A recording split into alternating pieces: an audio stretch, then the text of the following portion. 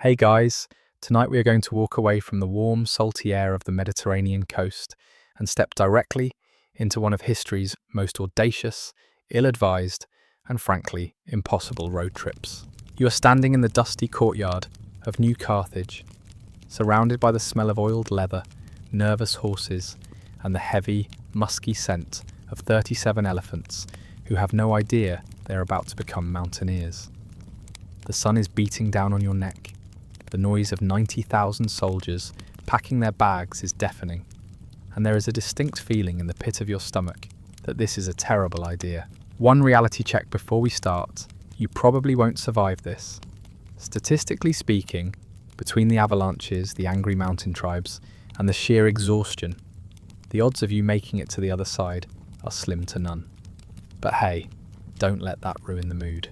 So before you get comfortable, take a moment to like the video and subscribe, but only if you genuinely enjoy what I do here.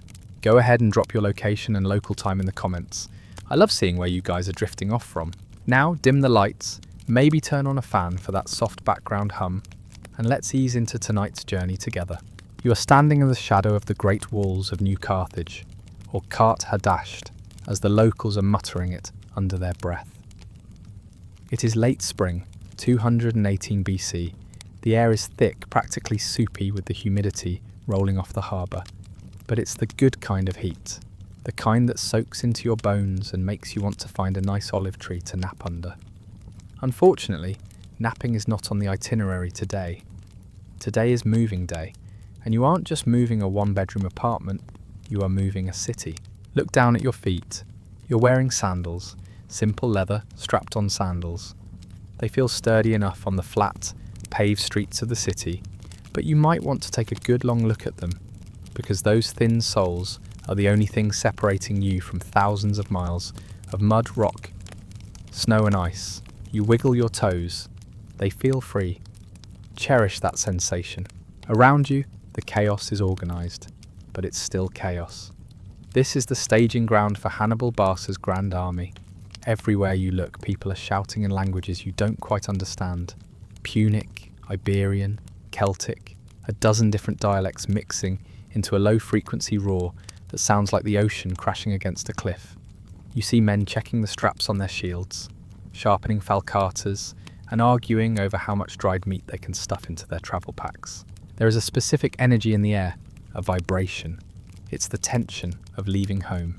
New Carthage has been the base of operations for the Carthaginian Empire in Spain. A slice of North African civilization transplanted onto European soil. It's comfortable here. There are baths, there are markets selling spiced wine and fresh fish.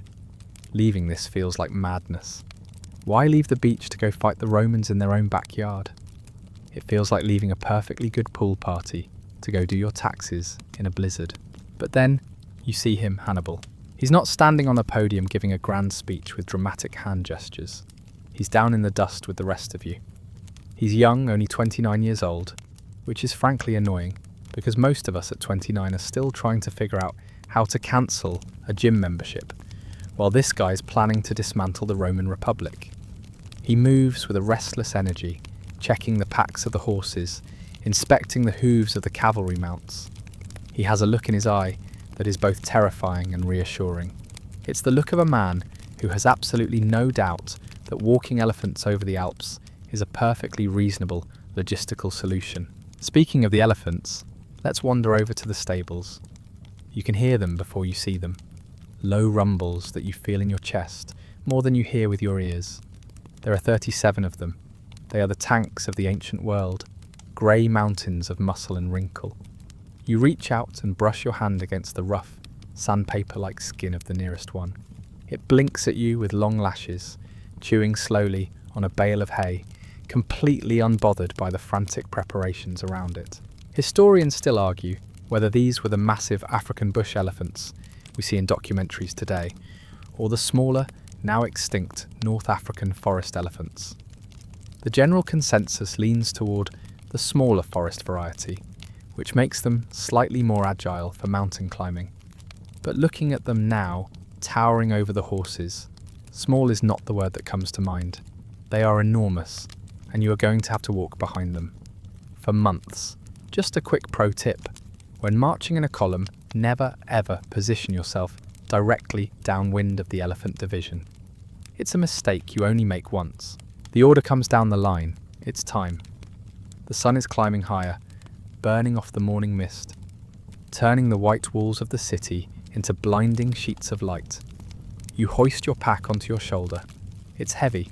Inside, you've got your rations.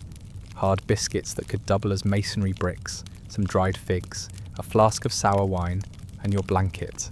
It weighs about 40 pounds now, but give it a few weeks, and it will feel like 400. The gates of New Carthage creak open. There's no fanfare, no trumpets blaring, just the sound of thousands of feet shuffling in unison.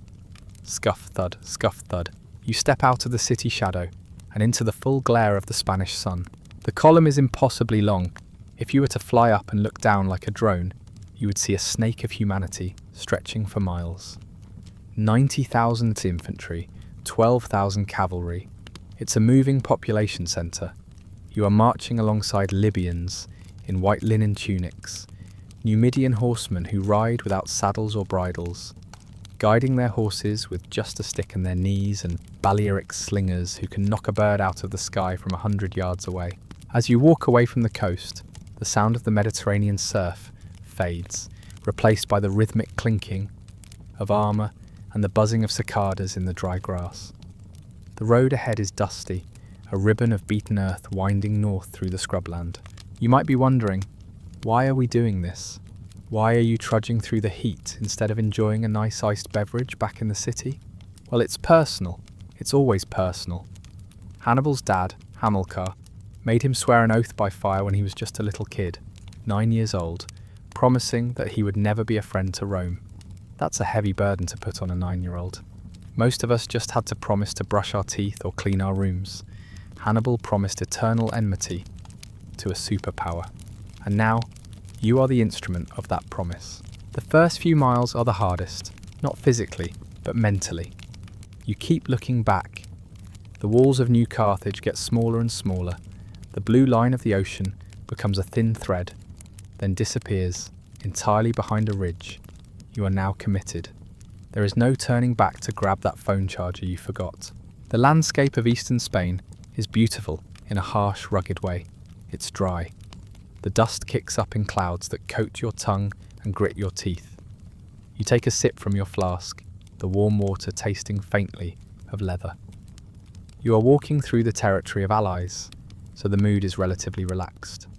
No one is shooting arrows at you yet.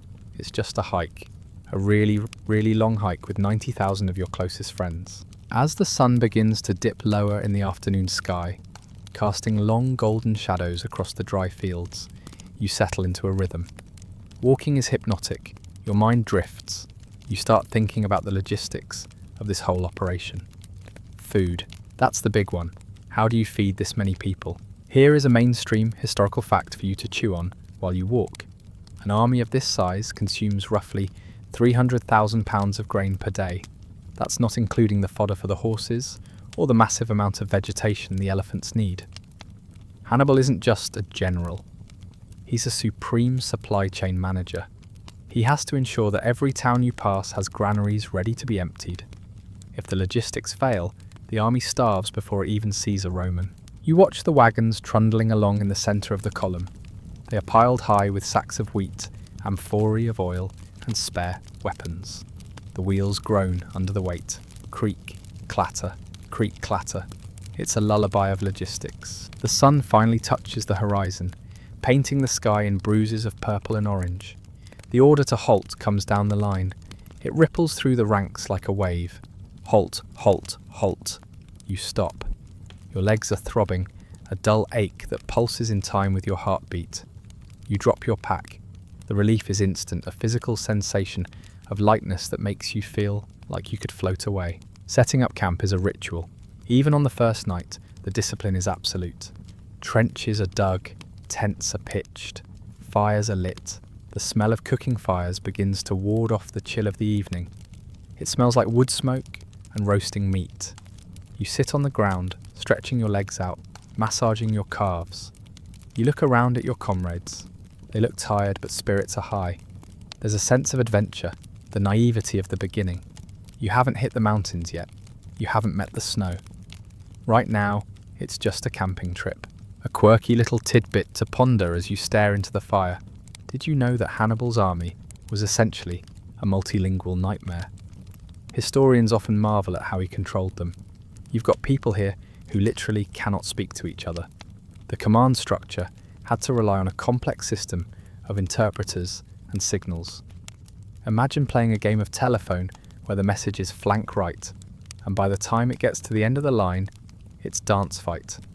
But somehow, Hannibal makes it work. He's the glue. Night falls completely. The sky above is a vast dome of stars, brighter than you've ever seen them in the modern world. There is no light pollution here, just the flickering of thousands of campfires mirroring the galaxy above. The hum of the camp settles down. Horses whinny in the distance. An elephant trumpets softly, a lonely sound in the dark. You wrap yourself in your blanket. The ground is hard, but you're tired enough that it feels like a memory foam mattress. You close your eyes. You can still feel the motion of walking, that phantom sensation of your legs moving, even though you are still. This is just the first step. You are still in friendly territory. The weather is mild. Your belly is full. You drift off to sleep listening to the low murmurs of the soldiers around you, telling jokes and gambling with dice carved from bone. But as you sleep, the army is already preparing for tomorrow. The scouts are miles ahead, eyeing the path. The Ebro River is waiting. The Pyrenees are waiting. The Alps are looming in the distance like a jagged wall of teeth. But for tonight, you are safe. You are warm. Let's rewind a bit to the packing phase because I feel like we didn't appreciate the sheer volume of stuff you are dragging along. It's not just weapons, it's blacksmithing tools to repair swords. It's leatherworking kits to fix sandals. It's medical supplies. Jars of honey for infections, bandages, weird herbal concoctions that probably taste like dirt but are supposed to stop bleeding. It's a mobile city, and you are a tiny cog in this machine. You remember seeing a crate of mirrors being loaded earlier. Bronze mirrors, polished to a shine. It seemed ridiculous at the time. Who cares about their hair when they're invading Italy? But then you realise they are for signalling. Flashing sunlight across valleys to coordinate troop movements. Low tech, high efficiency. It's clever. Everything here is clever. It has to be. The ground beneath you is cooling. The heat of the day radiates back up into the sky. You shift your position, finding a divot in the dirt for your hip. Tomorrow you march again, and the day after that, and the day after that. The destination is Rome, but Rome feels like a fairy tale, a mythical place made of gold and arrogance. You don't really care about Rome right now. You care about your feet. You care about the blister forming on your left heel. You care about whether there will be enough stew tomorrow night. In the distance, beyond the camp perimeter, the Spanish countryside is alive. Wolves, maybe? Or just the wind howling through the canyons.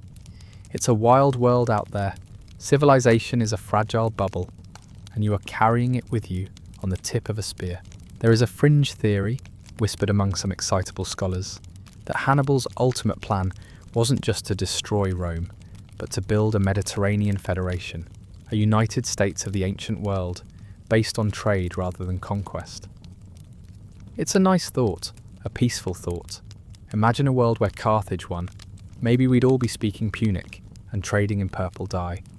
Maybe the architecture of the world would be softer, less marble, more cedar. But that's a dream for another timeline.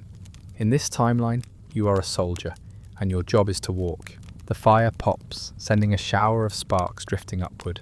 They float for a second, glowing bright orange, before fading into the black. That's us, you think.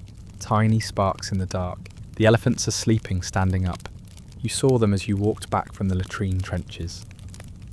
They lean against each other, or against sturdy trees. Their breathing is slow and deep, like the tide coming in and out. It's comforting to know that something that big needs to sleep too. It humanizes them, even though they are clearly not human. You wonder if they dream.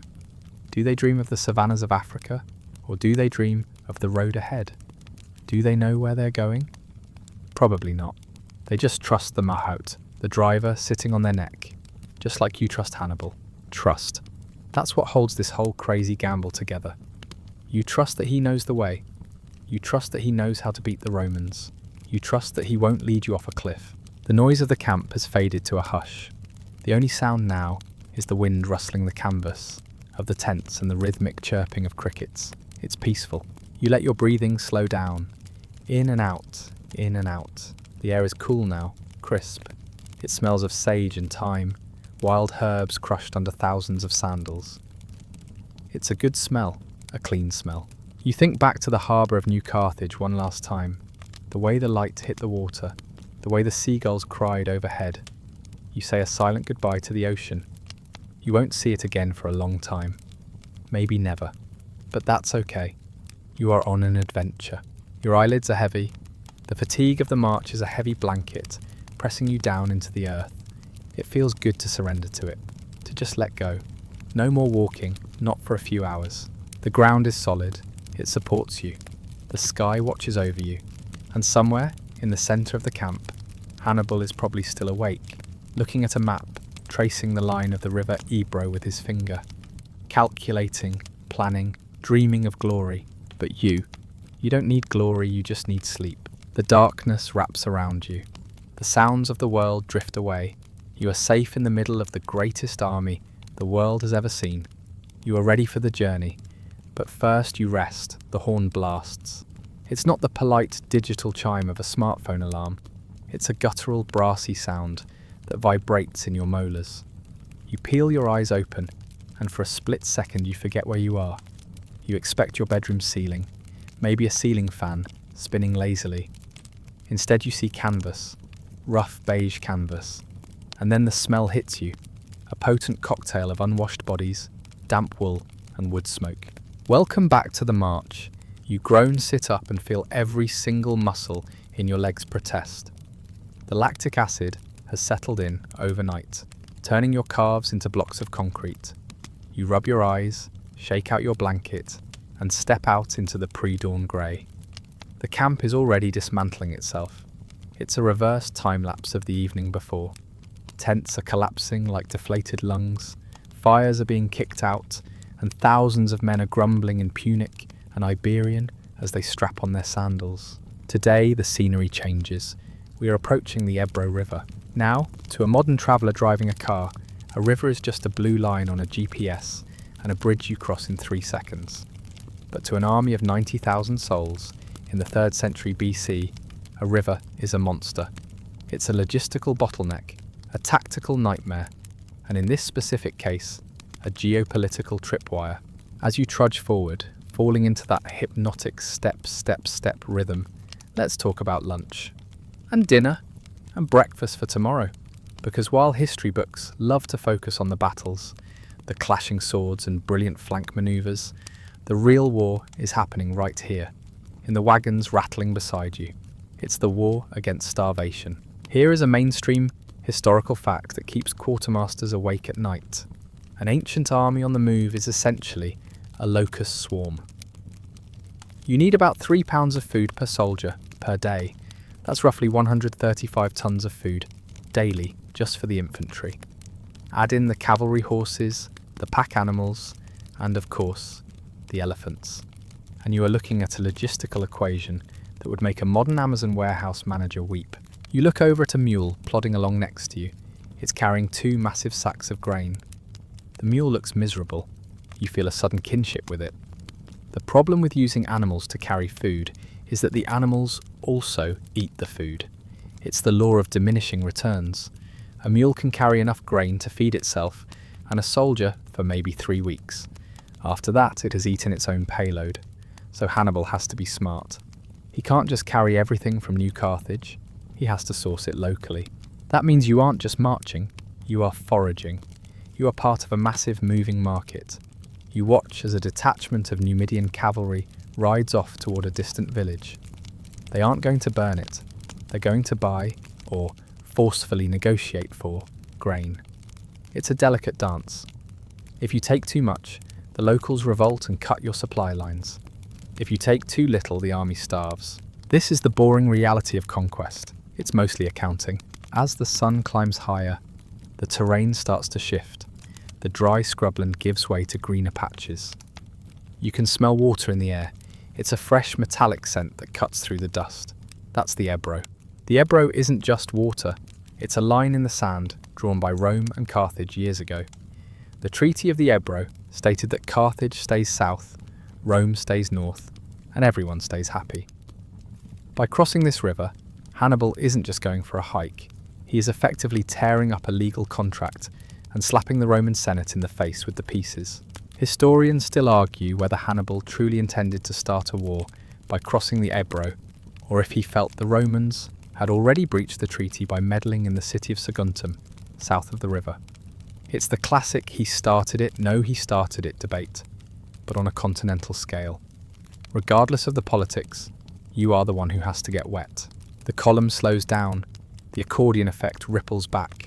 Stop, start, stop, shuffle. You finally crest a small rise, and there it is, the river. It's wide, sluggish and brown, churning with the spring melt. Getting 90,000 men across a river without a bridge is a masterclass in engineering. You don't just swim, you'd lose half your gear. You watch as the engineers, the unsung heroes of this campaign, start lashing together rafts and pontoon bridges. They are using local timber, stripping nearby forests bare in a matter of hours. You're assigned to elephant duty for the crossing. Lucky you. The elephants are nervous. They can smell the water, and while they are excellent swimmers, better than you actually, they don't like the look of the current. You stand by the bank holding a thick rope, waiting for the rafts to be secured. Let's take a closer look at these beasts while we wait. They are consuming machines. A single elephant needs about 300 pounds of vegetation and 50 gallons of water every single day. That's 11,000 pounds of food per day just for the elephant course. If they don't eat, they get cranky, and you do not want a cranky tank. You watch the handlers, the mahouts, coaxing them. They use a mixture of soothing words and sharp taps behind the ears. The lead elephant, a matriarch with a tattered ear, steps gingerly onto the wooden raft. The raft dips alarmingly. You hold your breath. She shifts her weight, finds her balance, and lets out a low rumble that vibrates through the soles of your sandals. Easy, girl, you whisper, though she definitely doesn't speak English or Punic. One quirky tidbit about ancient logistics you might appreciate. To preserve meat for the long haul, soldiers didn't just salt it. They sometimes encased it in honey or wax to seal it from the air. It was like nature's Tupperware. You check your own pouch. No honey-glazed ham for you, just hardtack. A biscuit so dense it could be used as a tiling material. And some dried mutton that requires a jaw workout to chew. The raft pushes off. The current grabs it immediately. Men with long poles fight the river, straining against the flow. You watch them drift diagonally, fighting for every inch, until they slam softly into the mud of the northern bank. One down, 36 to go, plus thousands of horses, plus you. When it's finally your turn, you opt to wade. The water is freezing. It rushes around your knees, soaking the hem of your tunic. It's a shock to the system after the Spanish heat.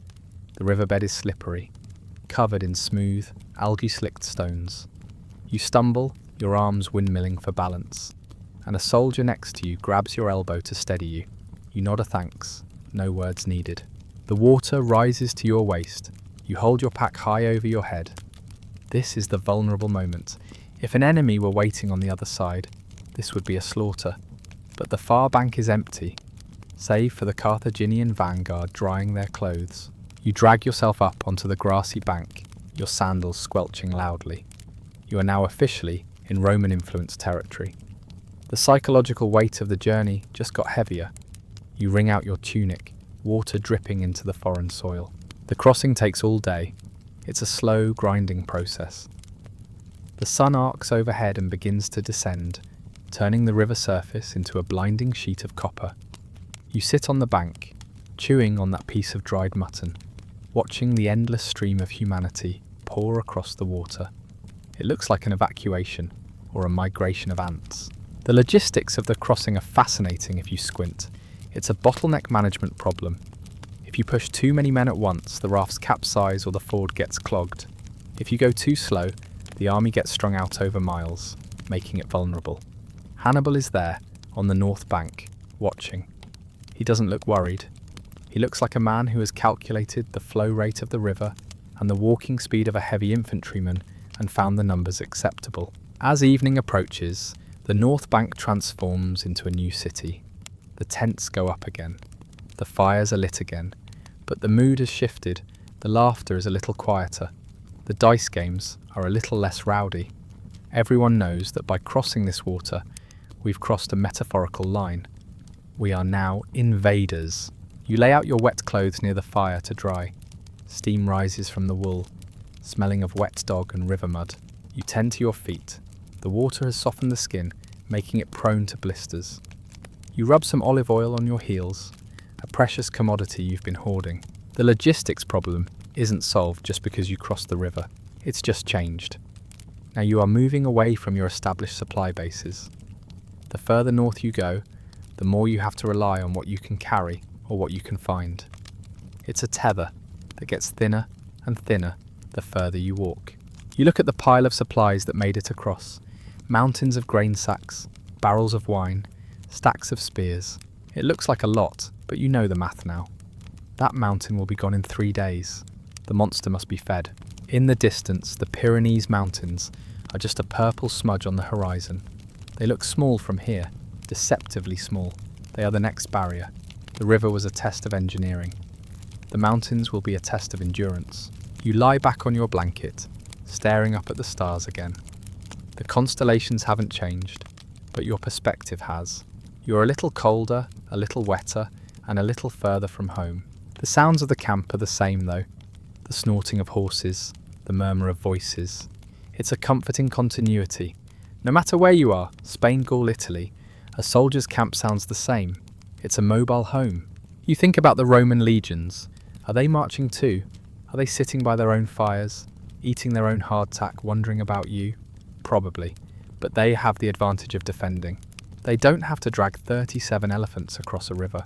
Speaking of the elephants, they seem happy. They are splashing water on themselves downstream, enjoying the bath.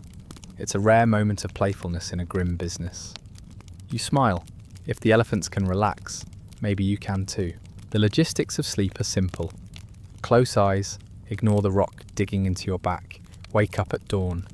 You let the sound of the Ebro River lull you. It's a rushing white noise, a constant shh that drowns out the anxiety. You've done the math. You've crossed the line, you've fed the beast. Now, you sleep. The air on this side of the river feels different, sharper. It carries the scent of pine and altitude from the north. You pull your blanket tighter. The heat of the south is behind you now. Drifting off, you visualize the map in your head. New Carthage is a dot. The Ebro is a line. The Alps are a jagged squiggle. You are the pencil tracing the path. It's a long line, a very long line. And remember, nobody in history has ever successfully invaded Italy from the north with elephants. It's never been done. You are part of an experiment, a very large, very dangerous experiment. But hey, at least the catering is manageable for now. The fire dies down to embers. The river rushes on, indifferent to your presence. The camp breathes, in, out, in, out. You are safe for one more night. The supply wagons are full, the belly is full, the boots are drying. Tomorrow the ground starts to slope upward. Tomorrow the real climb begins. But for tonight, the only thing you have to conquer is a good night's sleep. So, you've dried your tunic, you've shaken the Ebro River water out of your ears, and you've had a solid night's sleep on the northern bank. You might be thinking, okay, the hard part is over, right? We crossed the water hazard, smooth sailing from here. Oh, you sweet summer child, look up. See that jagged purple-grey line serrating the northern horizon? Those are the Pyrenees. They are the natural wall separating modern-day Spain from France, or, in your current reality, the Iberian Peninsula from the wild lands of Gaul. And we aren't just going to look at them, we are going to walk over them. But before we even get to the climbing part, we have to deal with the neighbours. You hoist your pack, which somehow feels 5 pounds heavier today than it did yesterday, and fall into line. The mood has shifted. South of the river, the locals were mostly allies, or at least people who knew better than to poke a sleeping elephant. Here in the foothills between the Ebro and the mountains, the tribes are Let's call them spirits of independence.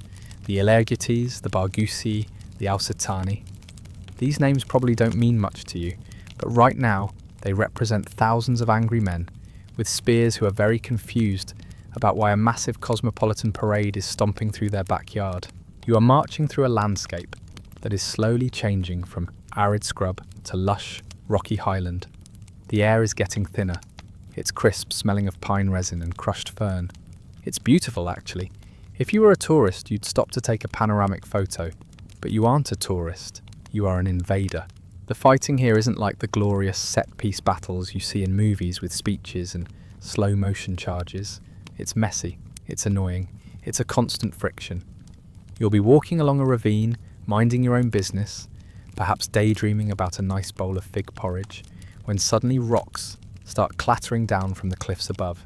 Clack, clatter, thud. You raise your shield instinctively. It's the mountain tribes. They don't want to fight Hannibal's army head-on. That would be suicide.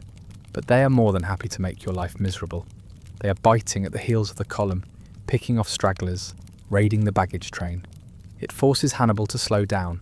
He has to stop, deploy troops, clear a ridge, and then start moving again. It's the military equivalent of driving in stop-and-go traffic for 300 miles. You watch the skirmishers, the light infantry with their javelins, scramble up the slopes to chase the locals away. You're grateful you're heavy infantry.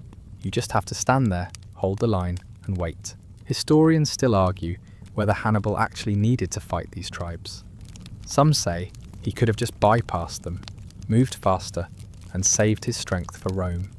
But others argue that leaving angry tribes behind you is like leaving a stove on in your house before going on vacation. Eventually, something is going to burn down. Hannibal, being the meticulous planner he is, decides to conquer the area to secure his supply line. This detour costs time and blood. You see men coming back from the ridges with arrow wounds and gashes. The reality of the campaign is setting in. This isn't just a hike anymore. As you push deeper into the foothills, the incline increases. Your calves are burning constantly now.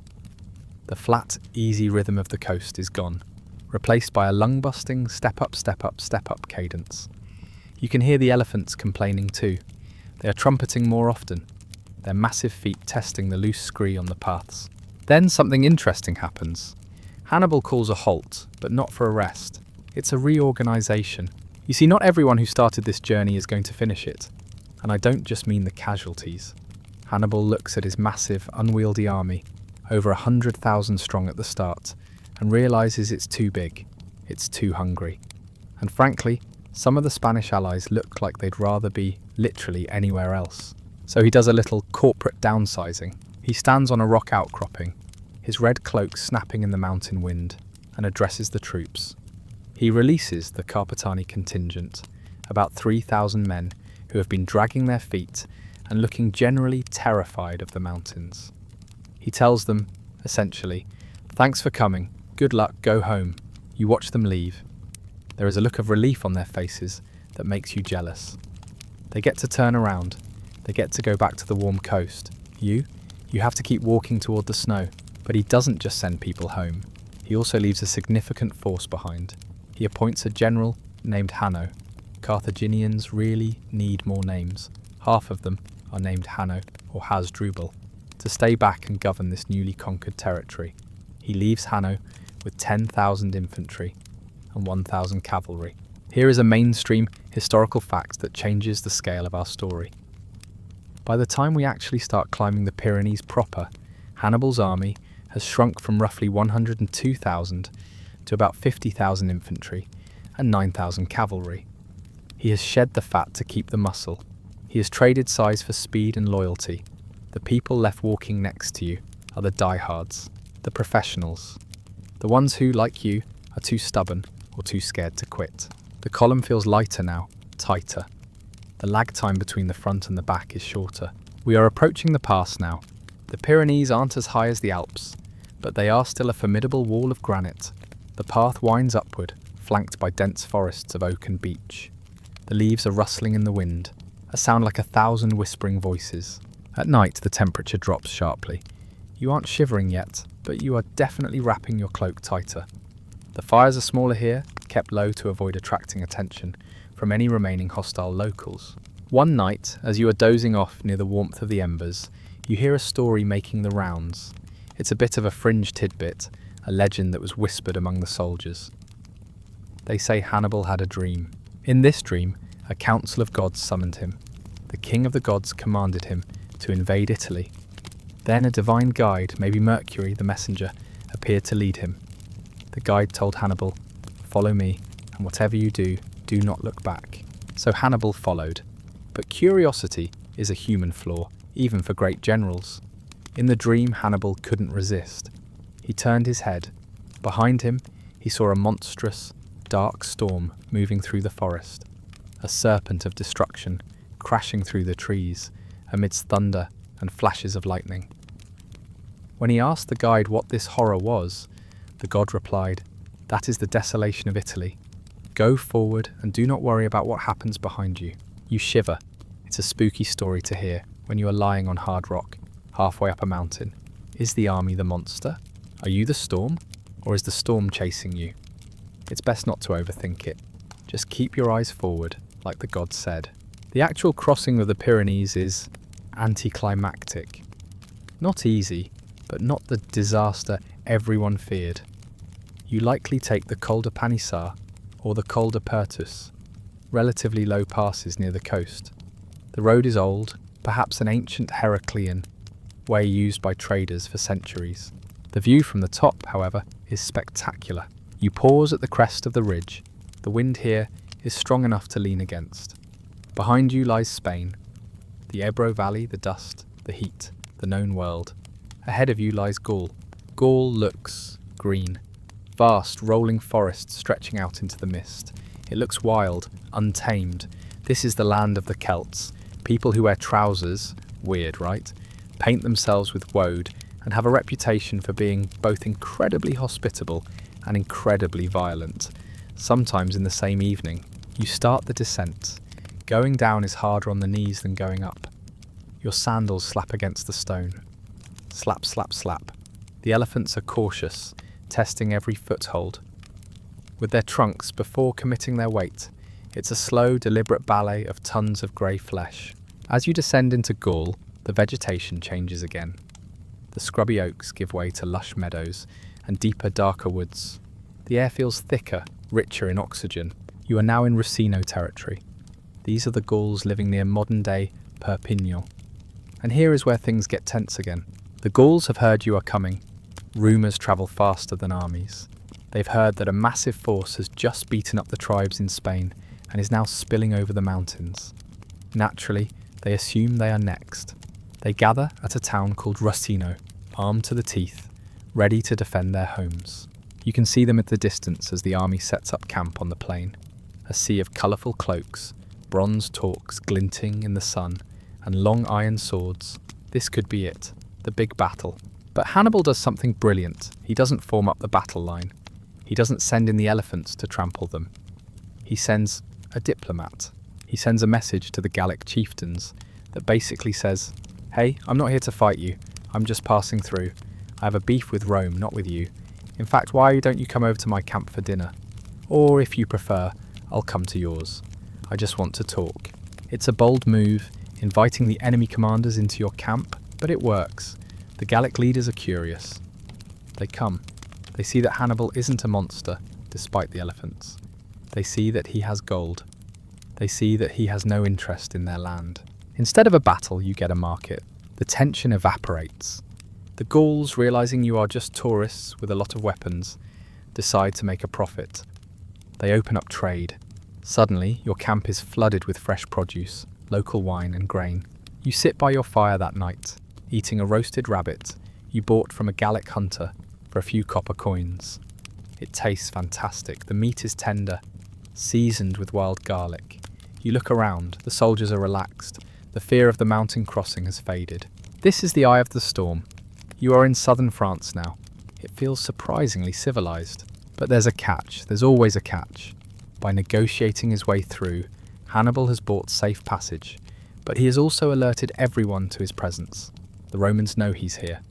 The element of surprise is slowly slipping away. You finish your rabbit, and wipe your greasy hands on your tunic. The fire crackles, popping loudly. You look at the elephants again. They are grazing in a meadow, looking like giant grey boulders against the green grass. They seem to enjoy Gaul. The food is good here, but you can't get too comfortable. The Pyrenees were just the warm-up, the appetizer. The main course is still hundreds of miles away. You lay back, staring up at the Gallic sky. It looks the same as the Spanish sky, but the stars seem a little colder, a little more distant. You think about the friends who were sent home, the Carpetani. They are probably halfway back to New Carthage by now, sleeping in their own beds, telling stories about how they almost went to Italy. Do you envy them?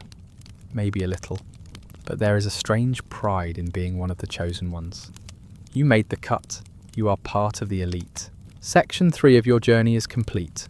You've left the familiar behind. You've crossed the first barrier. You've entered the unknown. The wind rustles the leaves of the strange trees above you. It sounds like a whisper. Roma, Roma, Roma. But Rome is far away. Tonight there is just the soft earth of Gaul, the full belly, and the heavy, dreamless sleep of the exhausted. You close your eyes. Your legs twitch, replaying the climb of the day. Up, down, up, down. The rhythm is ingrained in your nervous system now. You are a walking machine. Sleep comes quickly. It shuts off your brain like a blown candle. The sun that rises over the lush plains of southern Gaul feels different.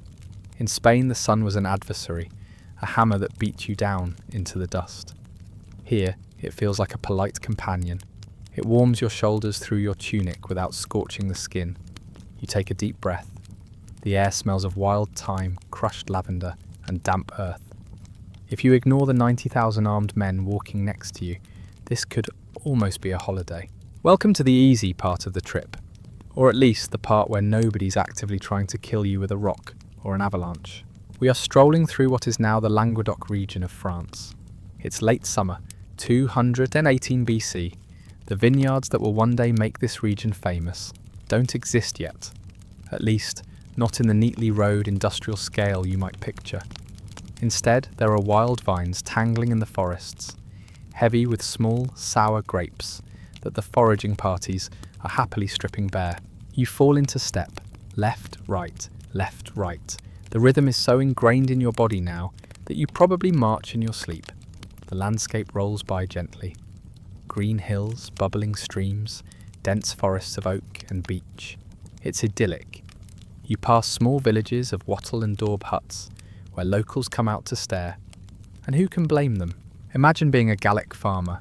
You're minding your own business, perhaps tending to your pigs, when suddenly the ground starts to shake. You look up and see a column of soldiers that stretches literally from one horizon to the other. And in the middle of them, grey, wrinkly monsters with tails on their faces. You'd probably drop your pitchfork and run, but curiously, they don't run. They stand and watch, and this is where Hannibal's genius, or perhaps his wallet, comes into play. We are walking through the territory of various Celtic tribes. Now, the standard operating procedure for an ancient army entering foreign territory is usually burn, pillage, conquer. But Hannibal is playing a different game. He knows that fighting every single tribe from here to Italy will bleed his army dry before he even sees a Roman. So, he chooses the path of least resistance, bribery. You watch as the vanguard approaches a tribal settlement. There are no shouted orders to form a shield wall. Instead, a group of interpreters rides forward, their saddlebags clinking heavily with silver and gold. Here is a mainstream historical fact that underscores just how rich Carthage was. Hannibal didn't just bring an army, he brought a treasury. The amount of gold and silver coin carried in the baggage train was staggering. He wasn't just a general, he was a walking central bank. He essentially paid for safe passage, food and guides. He turned potential enemies into very well compensated service providers. So, instead of dodging javelins, you find yourself trading with the locals. During the midday halt, a group of Gallic warriors wanders into the camp. They are tall, imposing men with long moustaches and hair washed in lime to make it stiff and spiked. And this is the part that always fascinates you. They are wearing trousers. Braccae, they call them. To your civilized Mediterranean eyes, accustomed to tunics and robes, pants look ridiculous. Why would anyone want to restrict their legs like that? It seems barbaric. But as you watch them move through the tall grass, without getting their shins scratched by thorns, you start to see the logic. Still, you wouldn't be caught dead in them. You trade a small knife for a basket of apples. The ghoul grunts, nods, and walks away. Transaction complete. No blood spilled. This peaceful interlude is deceptive, though. While your body is resting, your mind, or rather the collective mind of the army, is buzzing with anxiety. You are walking through a vacuum. To the east, towards the coast, lies the Greek city of Massilia, modern-day Marseille. Massilia is old, rich, and very, very friendly with Rome. Massilia is the eyes and ears of the Roman Republic in this region, and word has it that the Romans are there. Rumours fly down the marching column faster than a galloping horse. The Romans are in Massilia. The Romans have a fleet. The Romans are led by a consul. The name on everyone's lips is Publius Cornelius Scipio. He is the consul assigned to stop you. The bogeyman. You've never seen a Roman legion in person, but the stories are terrifying. They are machines. They don't break. They fight in perfect formation. And apparently, Scipio is hunting you. Historians still argue whether Hannibal knew exactly where Scipio was at this point. Did he have spies in Massilia, or was he just guessing? Some scholars believe Hannibal had a sophisticated intelligence network of Gallic merchants who fed him information.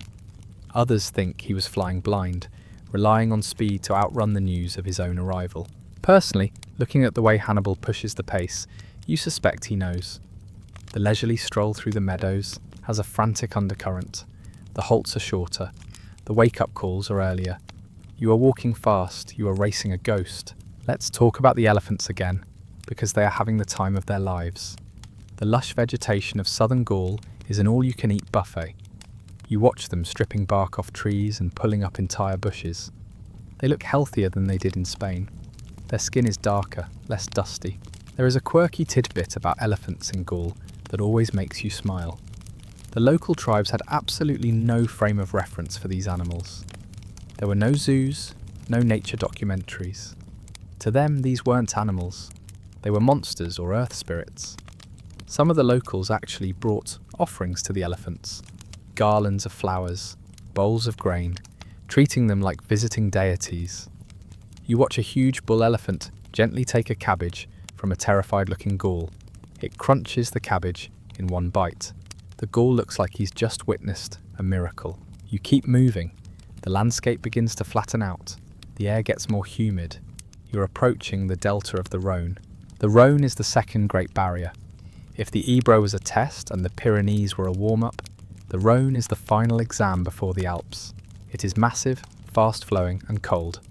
And unlike the Ebro, the far bank of the Rhône might not be empty. But for now, you're still in the buffer zone. You're walking through fields of lavender that, even though the bloom is fading, still scent the air when trampled by thousands of feet.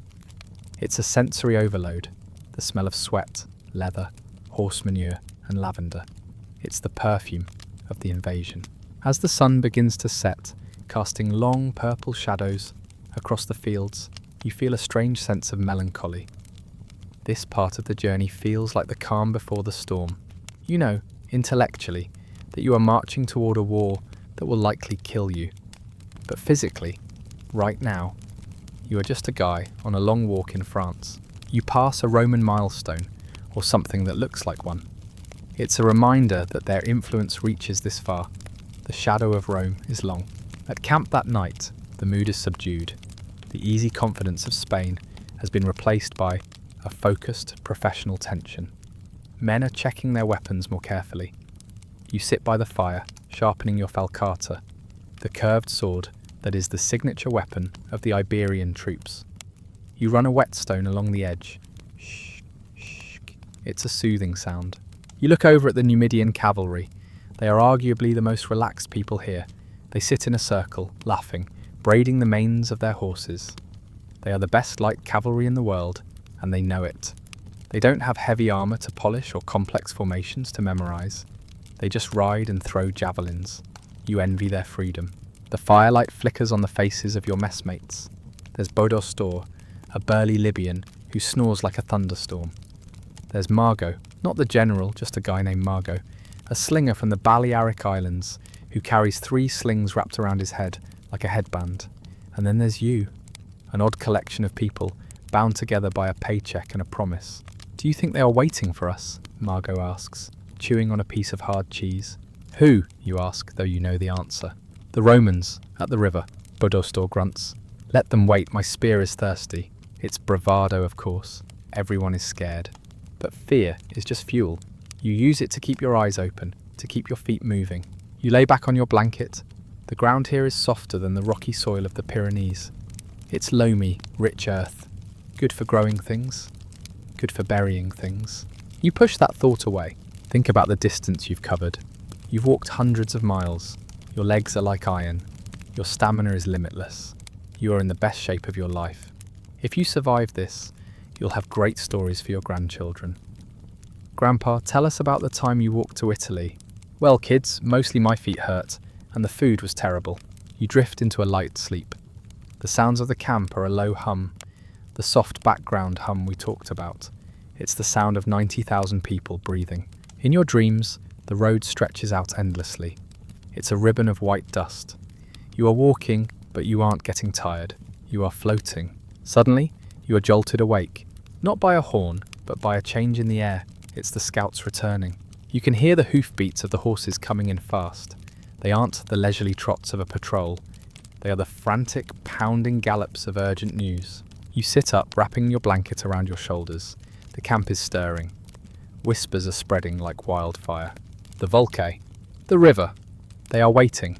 It seems the peaceful stroll is officially over. The scouts have reported back.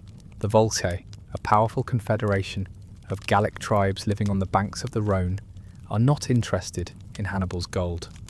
Or maybe the Romans got to them first and paid them more. Either way, they have massed on the eastern bank of the river. They have stripped the western bank of all boats. They are waiting to stop you. And worse, the rumours about Scipio were true. He's landed at Massilia. He's only a few days' march away. He is coming for you. Hannibal has to make a choice. Fight the Gauls at the river, or turn and fight the Romans here. He chooses the river. The order comes down even before the sun is fully up. Pack move double time. There is no leisurely breakfast today. You shove some dried figs into your mouth, gulp down some water, and strap on your gear. The urgency is palpable. The relaxed tourist vibe of the last few weeks evaporates instantly. You are soldiers again. The column moves out. The pace is punishing. You are practically jogging. The dust kicks up in choking clouds. The elephants are hustled along, their handlers shouting and prodding them. Even the animals seem to sense the tension. You look at the landscape blurring by. The beautiful green fields are just obstacles now. You need to get to the water. You need to get across before the Romans catch up. It's a race against time, against the Roman legions, and against the river itself. You can feel the adrenaline spiking in your blood. This is it. The easy days are gone. As you march, you think about the concept of peace. It's such a fragile thing in the ancient world. It exists only in the spaces between armies. You were lucky to have it for a few weeks. You enjoyed the sun, the apples, the strange pants-wearing locals, but that chapter is closed. Ahead, the sky seems to open up. The horizon flattens completely. You can smell the water now, a different smell than the Ebro. It's deeper, colder, more powerful. It smells like snowmelt from the distant mountains, the Rhone. It's waiting for you, and on the other side, a wall of shouting barbarians is waiting too. You tighten the strap of your shield. You adjust the weight of your pack. You put one foot in front of the other. Left, right, left, right. Don't think about the battle. Just think about the step. The peaceful south of France is behind you. The dangerous, churning waters are ahead. And somewhere, in a tent in Massilia, Scipio is looking at a map, realizing he is late, and furiously ordering his legions to move. The chess pieces are converging. But you're just a pawn, a very tired, very dusty pawn. So, take a deep breath of that sweet French air while you can. The next breath you take might be full of river water. You're standing on the muddy western bank of the Rhone River. And let me tell you, it is not the romantic, sun-dappled stream you see in impressionist paintings. It is a beast. The water is grey, churning with silt and ice-cold meltwater from the Alps, moving at a speed that makes you dizzy if you stare at it too long. It's roughly 800 yards wide here, almost half a mile of angry water separating you from your destination. But the water isn't even the biggest problem. The problem is the welcoming committee on the other side. Squint across the river, see that mass of people shouting, waving spears and banging shields. That's the Volcae. They are a powerful Gallic confederation who, unlike their cousins you met earlier, have decided that Hannibal is less generous tourist and more existential threat. They have gathered every able-bodied warrior from the region to block your path. They are making a lot of noise, howling insults that, even without a translator, clearly question your parentage and your bravery. So, here you are, stuck. Behind you is a Roman army marching double time to catch you. In front of you is a raging river and a wall of barbarians. It's the classic rock and a hard place scenario, only the rock is a Roman legion and the hard place is a freezing river. Most generals would panic. Most generals would look at the Volcae, look at the lack of boats, and call for a retreat. But you look over at Hannibal. He's sitting on his horse, calmly peeling an orange, or the ancient equivalent, likely a dried fig, staring at the river with the expression of a man doing a crossword puzzle. He isn't worried, he's calculating. He knows something the Volcae don't. Money talks, even in Gaul. Here is a mainstream historical fact that showcases Hannibal's resourcefulness. He didn't just rely on his engineers to build everything from scratch. He immediately sent agents to the local riverside villages, the ones not currently shouting at him, and bought every single canoe, raft and dugout boat they had. He paid top dollar, or top silver shekel, for anything that floated. Suddenly the camp transforms from a military bivouac into the world's most frantic shipyard. You are handed an axe. Congratulations, your centurion says. You are now a shipwright. For the next 2 days, there is no marching. There is only chopping. The forests along the riverbank are filled with the sound of thwack, thwack, thwack as thousands of trees are felled. It's like an ancient version of a survival crafting game, but with better graphics and significantly more back pain. The plan is simple. Overwhelm the river with sheer volume. The heavy infantry, that's you, needs big sturdy rafts. The cavalry needs specialised transports for the horses. And the elephants? Well, nobody quite knows what to do with the elephants yet. So we're just building really big rafts and hoping for the best. You find yourself working alongside a guy named Boster, a carpenter from Carthage, who is currently very critical of your knot tying skills. That's a granny knot, he says, spitting wood chips. Do you want to drown in the Rhone because of a granny knot? You retie the rope. You definitely do not want to drown. The construction effort is a marvel of improvisation. While the engineers are building the massive communal ferries for the wagons and supplies, the soldiers are encouraged to DIY their own transport. This is where things get a little quirky. Historians note that many soldiers, impatient with the queue for the big boats, simply hollowed out single tree trunks to make monoxyla, literally one-wood canoes. Imagine thousands of men sitting on logs, furiously hacking away the insides like they're making giant wooden hot dogs. It's not hydrodynamic, it's not pretty, and it definitely wouldn't pass a Coast Guard inspection, but it floats. You spend your afternoon hollowing out a pine log. The sap sticks to your hands, turning them black and tacky. You test it in the shallows. It rolls over immediately, dumping you into the freezing mud. It's a feature, you mutter, shivering. It keeps you alert. Across the river, the Volcae are watching this with a mix of amusement and confusion. They see the smoke from your campfires. They hear the chopping. But they think you are trapped. They think they have you pinned. They are complacent. They're probably over there drinking fermented barley beer and laughing at your log boats. But Hannibal, being Hannibal, has a trick up his sleeve. While you are getting sap in your hair and blisters on your palms, a detachment of the army quietly slips away in the dead of night. This is a crucial piece of the puzzle. Hannibal sends Hanno, the son of Bomilcar, yes, another Hanno, try to keep up, with a significant force of cavalry and light infantry. Their mission? March about 25 miles upstream under the cover of darkness, find a quiet spot where the Volcae aren't watching, cross the river there, and then sneak down the eastern bank to flank the enemy. It's the classic look at my right hand while my left hand punches you maneuver. But you don't know this yet. All you know is that Hanno and his guys are gone, and you are left here to build boats and stare at the angry Gauls. Let's talk about the elephant rafts, because that is an engineering project that deserves its own reality TV show. You can't just put an elephant on a canoe. They weigh several tons and have a very low tolerance for instability. If the raft tips, the elephant panics. If the elephant panics, everyone dies. So, the engineers come up with a solution that is both brilliant and hilarious. They build massive piers jutting out into the river, firmly anchored to the bank. These piers are covered with dirt and grass so they look like solid ground. At the end of the pier, they attach a large, sturdy raft, also covered in dirt. The idea is to trick the elephants into walking onto the raft by making them think it's just more land. It's a psychological operation, Bostar explains, hammering a massive iron spike into a log. We gaslight the elephants. Is that ethical, you ask? Do you want to carry them across on your back? Fair point. The atmosphere in the camp is a weird mix of industry and anxiety. You are working against a clock you can't see. Every hour spent hacking at logs is an hour the Romans are getting closer. You can almost feel Scipio's breath on your neck. Historians still argue about the exact location of this crossing. Was it near modern-day Forcas, or further north near Arles, or perhaps closer to Avignon? The river has changed its course so many times over 2,000 years that we may never know for sure.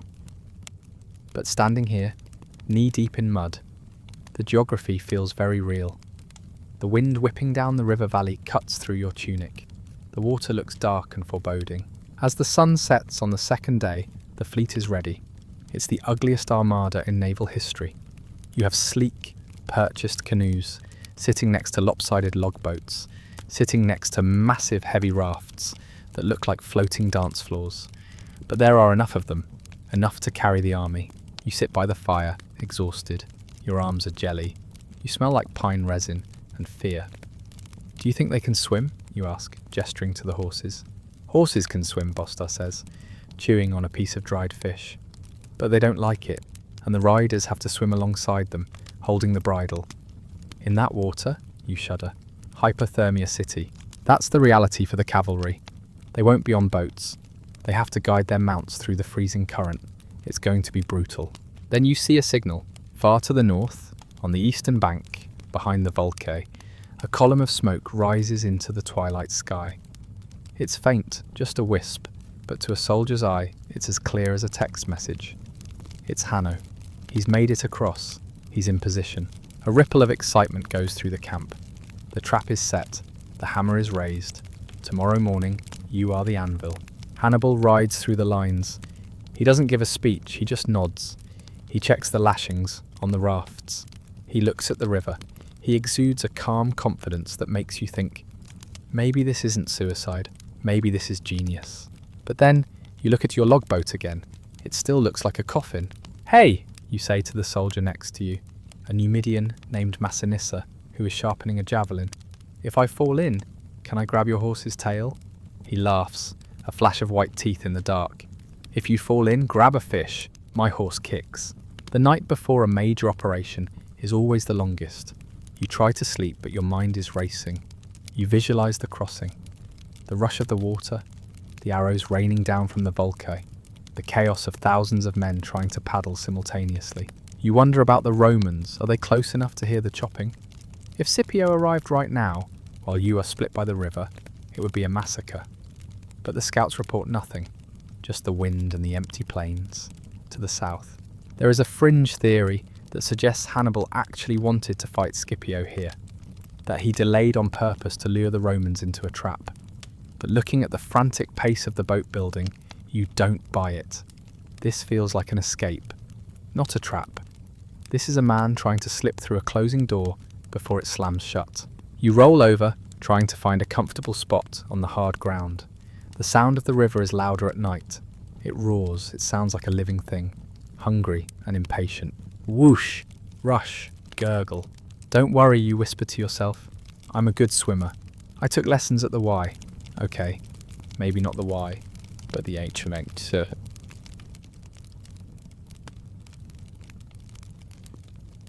Equivalent, and it's so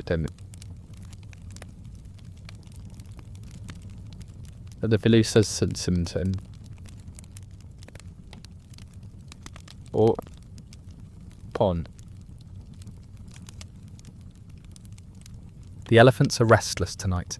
You can hear them shifting their weight, the chains clinking softly. They know something is up. Animals always know. They can sense the stress hormones radiating off 90,000 humans. You think about the dirt pier strategy again. It's so crazy, it might just work. But what if it doesn't? What if an elephant panics in the middle of the river? A 5-ton beast thrashing in the water would capsize everything nearby. You make a mental note to stay far, far away from the elephant rafts. The sky begins to lighten. It's not morning yet, just that deep indigo pre-dawn that signals the end of rest. The camp wakes up in silence. No trumpets today. Just the rustle of gear and the soft commands of officers. Load up, the order comes. You drag your logboat to the water's edge. It's heavy. The mud sucks at your sandals. The water laps at your toes, freezing cold. You look across the river. The Volki are still there. They are waking up too. You can see their fires banking up. They are shouting again, banging their shields. They are ready for you. But they don't know about the smoke. They don't know about Hanno. You step into your boat. It wobbles precariously. You balance yourself, gripping the sides with white knuckles. Okay, you mutter. Don't tip time.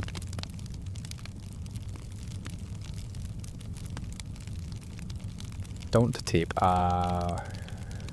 Around you, the entire army is entering the water. The big rafts push off, loaded with heavy infantry. The horses splash into the shallows, snorting and rolling their eyes. The river is suddenly choked with wood and flesh. It's the most chaotic regatta in history, and you have a front row seat. As you push off from the bank, the current grabs your little logboat and spins it slightly. You dig your paddle in, correcting the course. Your heart is hammering against your ribs like a trapped bird. This is it. Section 5 is over. The preparation is done. The trees are chopped. The money is spent. The trap is set. Now you just have to survive the water, and the spears, and the elephants. But hey, look on the bright side. At least you aren't walking anymore. For the next 20 minutes, you are a sailor. A very terrified freshwater sailor on a hollowed out tree trunk, heading straight into a wall of angry Gauls. So, take a deep breath, grip that paddle, and try not to think about how deep the Rhone is. You are bobbing in the middle of the Rhone River, clutching the sides of a hollowed out log that feels about as stable as a unicycle on an ice rink. The water is terrifyingly cold, glacial meltwater that numbs your fingers instantly. The current is grabbing at your little boat, trying to spin you downstream toward the Mediterranean, but you are paddling furiously, digging the wood into the grey silt, aiming for the far bank. Ahead of you, the eastern shore is a wall of noise. The Volcae are screaming, banging their swords against their shields, and waving spears that look uncomfortably sharp even from this distance. They are confident. They think this is a turkey shoot. They see a bunch of exhausted soldiers paddling logs and think, easy lunch. But then, the smoke signal you saw earlier transforms into reality. Just as the first Carthaginian boats begin to hit the shallows, chaos erupts behind the Volcae. It starts with a few confused shouts from their rear guard, then escalates into full-blown panic. Hanno and his detachment, the ones who snuck across the river miles upstream, have arrived. And they didn't just bring swords, they brought biotkas.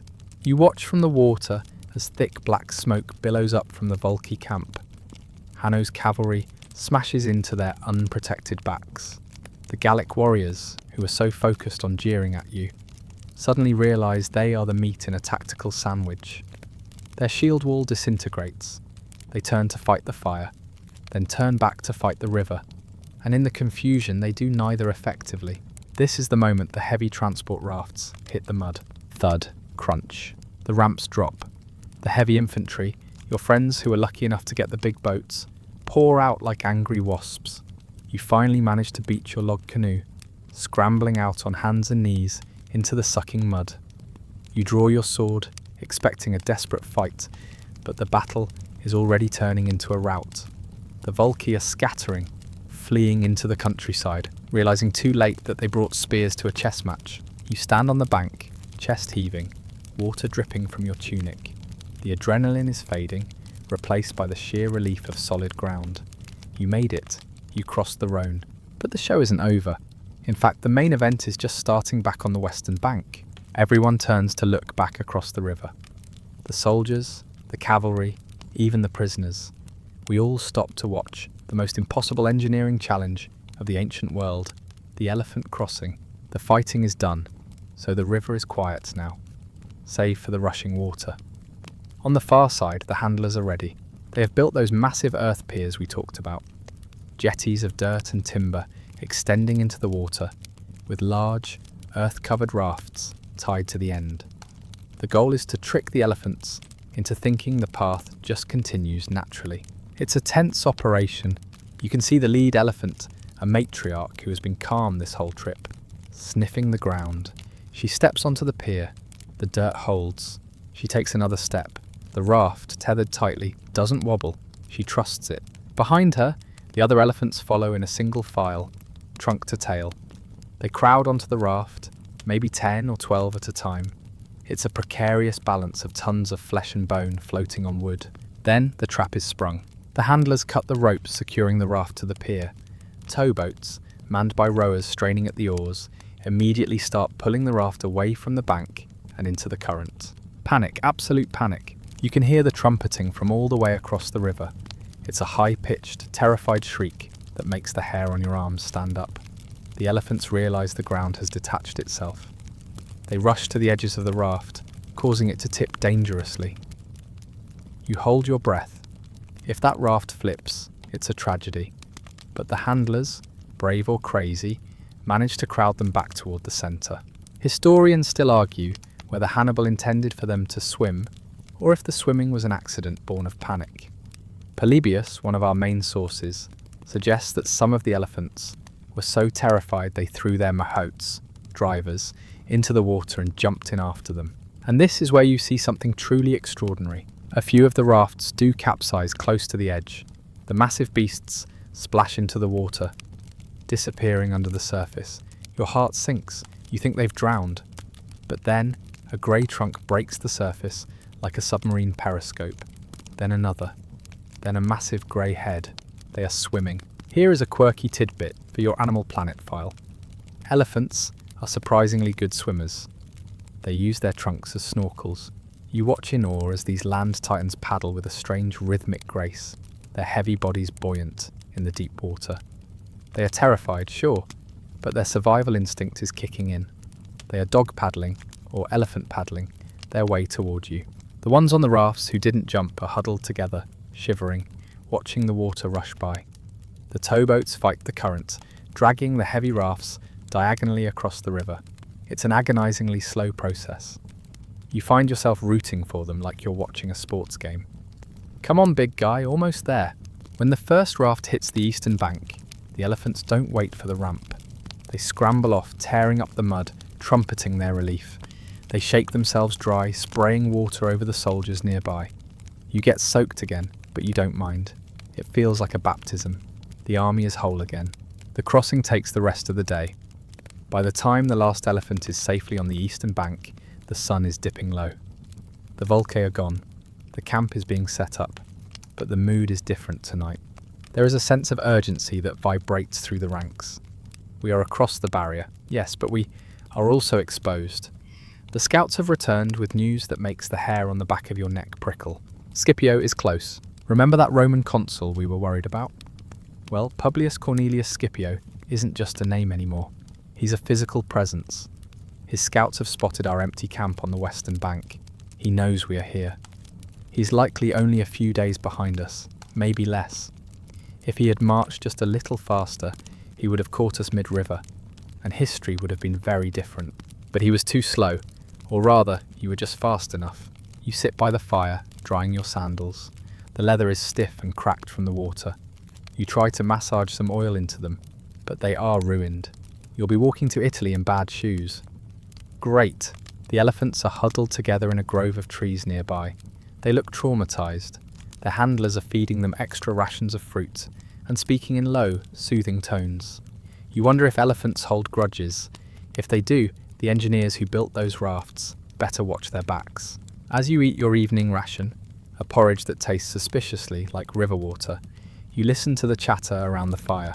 "Did you see the Romans?" someone asks. "No, but I saw their dust," a Numidian scout replies. 300 horsemen, they bumped into our patrol. This is a mainstream historical fact that often gets glossed over. There was actually a cavalry skirmish right here, near the river. A small group of Numidian light cavalry ran into a group of Roman and Gallic horsemen scouting for Scipio. It was a vicious, bloody little fight. The Numidians, usually superior, were outnumbered and took heavy losses. They came back to camp looking shaken. This skirmish is significant because it's the first time blood has been spilled between Rome and Carthage in this war on European soil. The seal is broken. The war is real. You look at the faces around the fire. They are grim. The realization is sinking in. Scipio is behind us. The river is behind us. The only way is forward, and forward means north. Hannibal calls a council of war, or at least, the rumours of one filter down to the ranks. He has a choice. He could turn south and fight Scipio now, on the flat coastal plain. It would be a standard battle.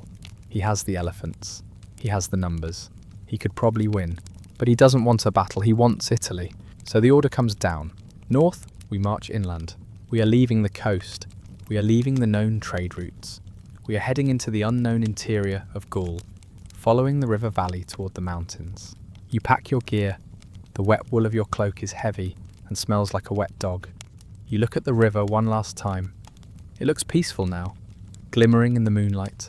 It was a terrifying barrier this morning. Now it's a protective moat. It stands between you and Scipio. The army begins to move, not at dawn, but now. Hannibal wants distance. He wants to vanish into the interior before the Romans can force a battle. Walking at night is a different kind of exhaustion. You can't see the ground clearly. You stumble over roots and rocks. The elephants are like grey ghosts in the dark, their feet silent on the soft earth. The only sound is the jingling of harness and the rhythmic breathing of thousands of men. You are walking through the territory of the Cavares now.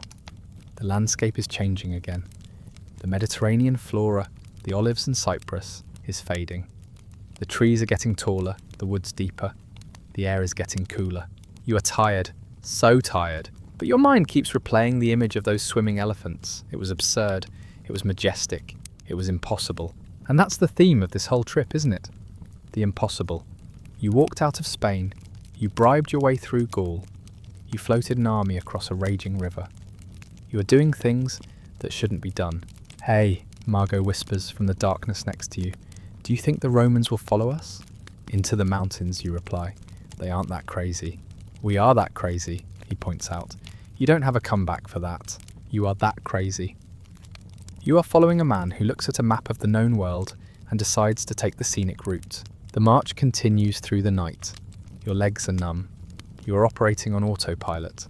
The river is just a memory now, a wet, cold memory. Ahead, the stars seem to be blocked out by a massive, dark shape on the horizon. At first, you think it's a storm cloud, but it doesn't move. It's solid. It has jagged edges that cut into the sky. It's the Alps. You've seen them from a distance before, but now you are heading straight for them. They look big, really big. They look like a wall built by the gods to keep people like you out. But that's a problem for tomorrow, or next week. Right now, you just have to put one foot in front of the other. You think about the letter you would write home if you could. "Dear Mum, today I rode a log across a river. I saw an elephant snorkel. I'm very cold. I hope you are well." It sounds ridiculous. Nobody would believe you. The rhythm of the march lulls you into a trance. Scuff, thud, scuff, thud. The sound of the army is the sound of a heartbeat. You are alive. You are dry-ish. You are moving. Scipio is behind you, cursing at the empty riverbank. The Volcae are nursing their burns, and you are walking into history. As the first light of dawn begins to bleed into the sky, turning the dark mountains ahead into a purple silhouette, you realise that the swim was the easy part. The water was level, the water was flat. The world ahead is vertical, and you are wearing sandals, but for now, the road is flat. The river valley is wide. The panic of the crossing is fading into a dull ache in your muscles. You take a sip from your flask. The water is warm, but it tastes sweet. You made it.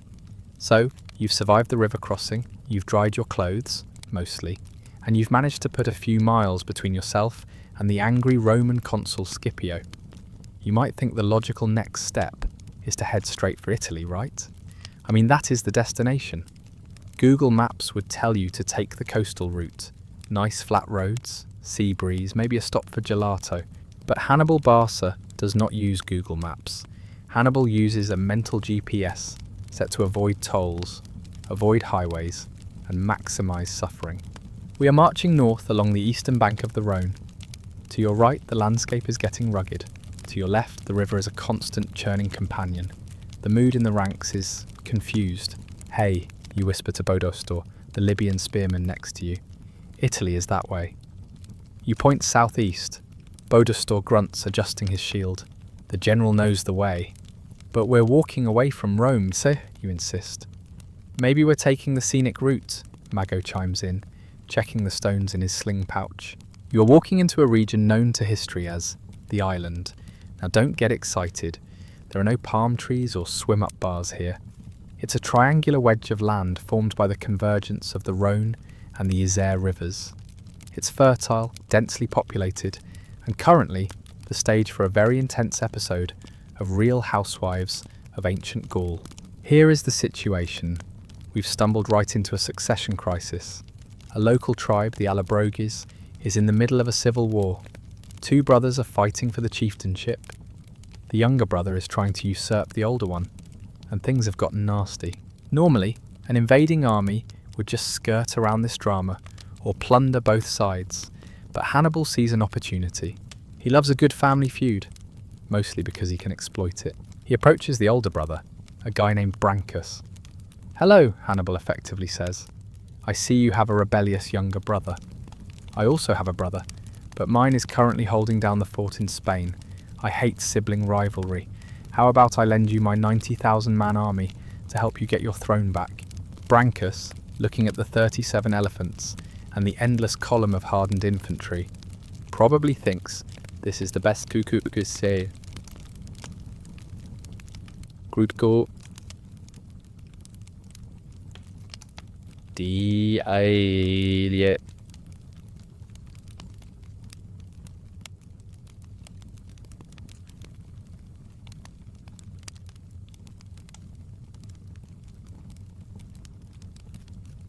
So, instead of fighting the locals, you find yourself fighting for the locals.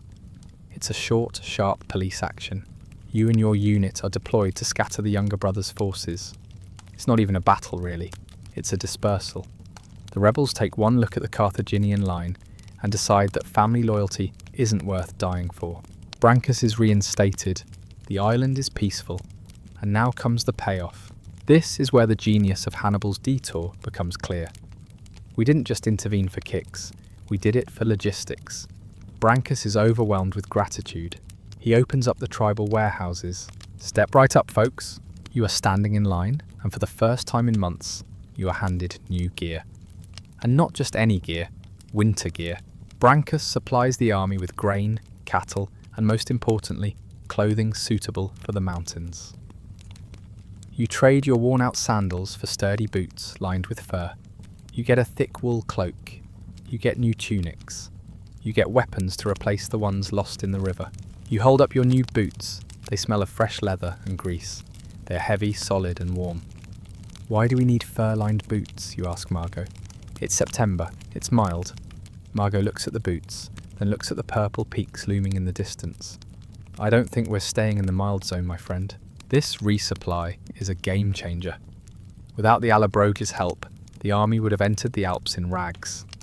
History often forgets Brancus, but that guy essentially sponsored the most famous mountain crossing of all time. He's the corporate sponsor of the apocalypse. But the good times on the island can't last. Scipio is still out there. The Roman army has likely figured out you aren't on the coast road. They are sniffing around. Hannibal calls the column to move, but this time the direction is definitive. We aren't drifting north anymore. We are turning sharp right, east, into the teeth of the terrain. We are leaving the Rhone Valley. The turn is a psychological blow. The river was a guide.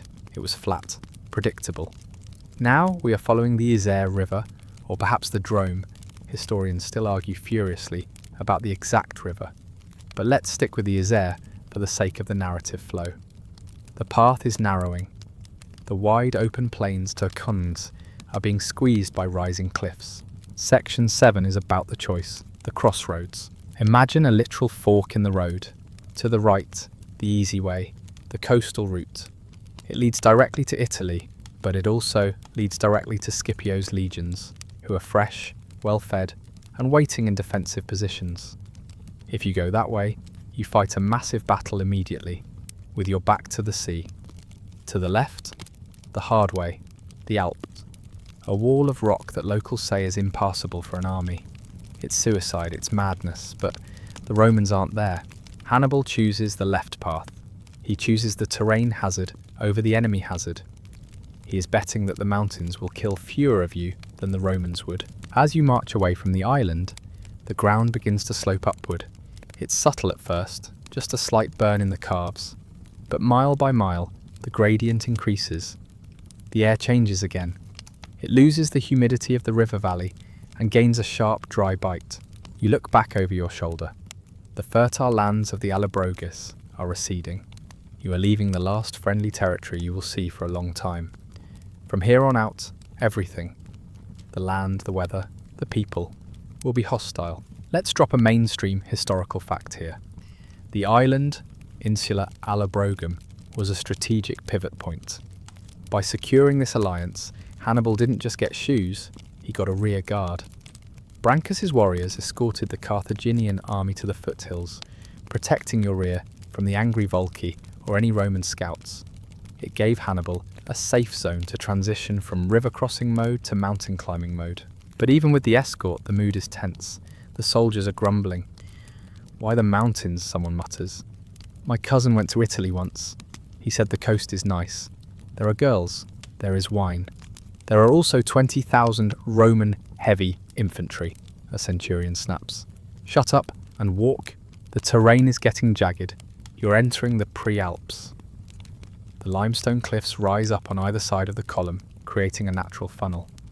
The path is getting rockier. Those new boots are already earning their keep.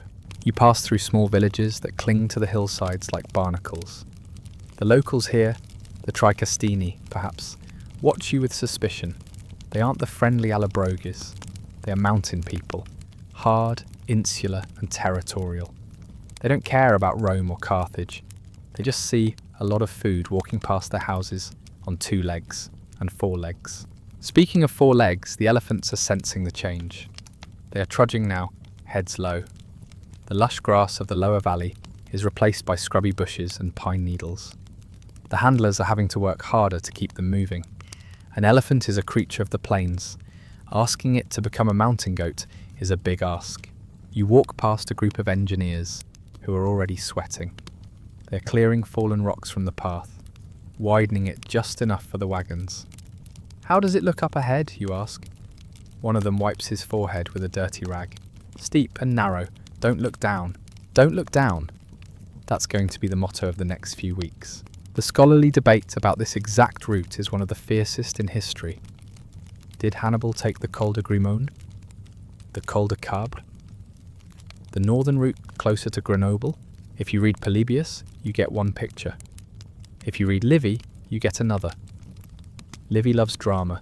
He describes the mountains as if they touch the stars. Polybius is more practical, more here is the distance, here is the time. But for you, the soldier, it doesn't matter which kernel it is. It's just the big hill, and you have to climb it. As the sun sets, the temperature plummets. In the Rhone Valley, the nights were cool. Here they are cold. You wrap your new wool cloak around yourself. It's scratchy, but it traps the heat. You are grateful for Brancus and his family drama. Camp is set up on a sloping hillside. It's uneven. You sleep on a slant, feeling like you're going to roll out of your tent in the middle of the night. The fires are kept small. The wind is picking up, whistling through the canyons. Hoo, hoo. You sit with your messmates. The conversation has shifted from, "What will we do in Italy?" to, "How high are these mountains really?" "I heard they touch the moon," Margot says, serious for once. "Don't be stupid," Bodostor replies. But they have snow that never melts, even in summer. Snow? You look at the sky, it's clear, filled with stars, but the air smells like ice. It's a distinct smell. Crisp, metallic, odourless. You check your pack. Hardtack, dried meat, a small pouch of salt, a flask of sour wine. It's not much, but it has to last. The supply wagons are struggling on the incline. If they get stuck, you eat what you carry. The decision has been made. There is no turning back to the coast now. To turn back would be to admit defeat, to walk into Scipio's arms. The only way out is through the rock, through the ice. You think about Hannibal. He's up there at the front, likely looking at the same stars. Does he have doubts? He must. He's betting the lives of 50,000 men on the idea that he can do the impossible. It's the ultimate hold my beer moment of antiquity. A fringe theory suggests that Hannibal's guides, the locals he hired, might have been misleading him, taking him on a harder route to exhaust the army. It's possible. In the mountains, knowledge is power, and you are blind. You are trusting strangers who speak a language that sounds like rocks grinding together. You lie back on the sloping ground. Your new boots are heavy on your feet. You decide to keep them on. You might need to run or fight, or just keep warm. The wind howls again. It sounds like a warning. Go back, go back. But you can't. You are a soldier of Carthage. You have marched from the sunny coast of Spain to the gloomy foothills of the Alps. You have crossed rivers on logs. You have survived arrows and exhaustion. You close your eyes. You visualize the map in your head. The blue line of the coast is gone. The red line of your path is jagging upward into the white, empty space where the cartographers just write "Here be dragons" or "Here be big rocks." Sleep comes fitfully. You dream of falling. You dream of endless stairs. You dream of an elephant sliding down a glacier. When you wake up, the island will be a memory. The Rhone will be a memory. The next step is the ascent, the real ascent. The easy part is officially, completely, 100% over. Welcome to the incline. You are standing at the edge of the known world, looking up. Behind you lies the island, the land of the friendly Allobroges, with its surplus grain and its political drama. Ahead of you lies a wall, a literal wall of rock. We have officially reached the foothills of the Alps. And if you thought the Pyrenees were mountains, I have bad news for you. The Pyrenees were a speed bump. This is a fortress. The transition isn't gradual. It feels like the earth just decided to stop pretending to be flat and shot straight up into the clouds. The path you are following, if you can call it a path, narrows significantly. It changes from a beaten dirt road wide enough for wagons to a goat track that clings to the side of the valley like a precarious afterthought. You tighten the straps on your new fur-lined boots. You bless Brancus and his family feud for these boots. Without them, your toes would already be turning colours you don't want to see. The air here is different. It's thin. You take a breath and it doesn't quite fill your lungs the way it did down in the Rhone Valley. It's sharp, dry, and carries a metallic tang of ozone and ice. It's the smell of altitude. As the column begins to snake its way up the first major incline, you realise that marching is the wrong word for what you are doing now. You are climbing. Every step is a lunge. Your thighs burn. Your calves scream. The weight of your pack, which you had gotten used to on the flats, suddenly feels like it has doubled. Gravity is no longer a constant. It's an active opponent, dragging you backward with every step. Let's talk about the psychological impact of this landscape. Most of the men around you are from North Africa or the sunny coast of Spain. They know deserts. They know scrubland. They know the ocean. They do not know vertical granite peaks capped with eternal white. You look at Bodostor. He's staring up at a jagged peak that is disappearing into the mist. His eyes are wide. "Do people live up there?" he asks, his voice hushed. "Gods live up there," Mago mutters, shivering. "And they don't like visitors." This is a fringe psychological aspect, often overlooked. The sheer alien nature of the Alps to a Carthaginian army. To them, this wasn't just a geographical barrier. It was a mythological one. They were walking into the realm of monsters and storms.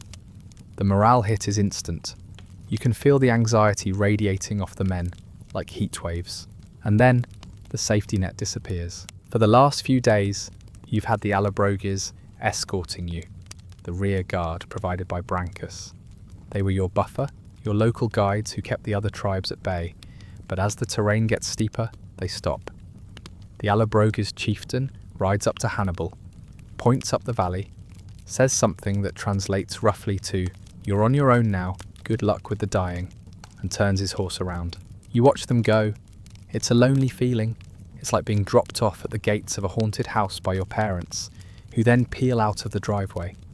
You are now deep in the territory of the Allobroges' enemies, mountain tribes who have been watching you from the ridges, waiting for your protectors to leave. The column stretches out.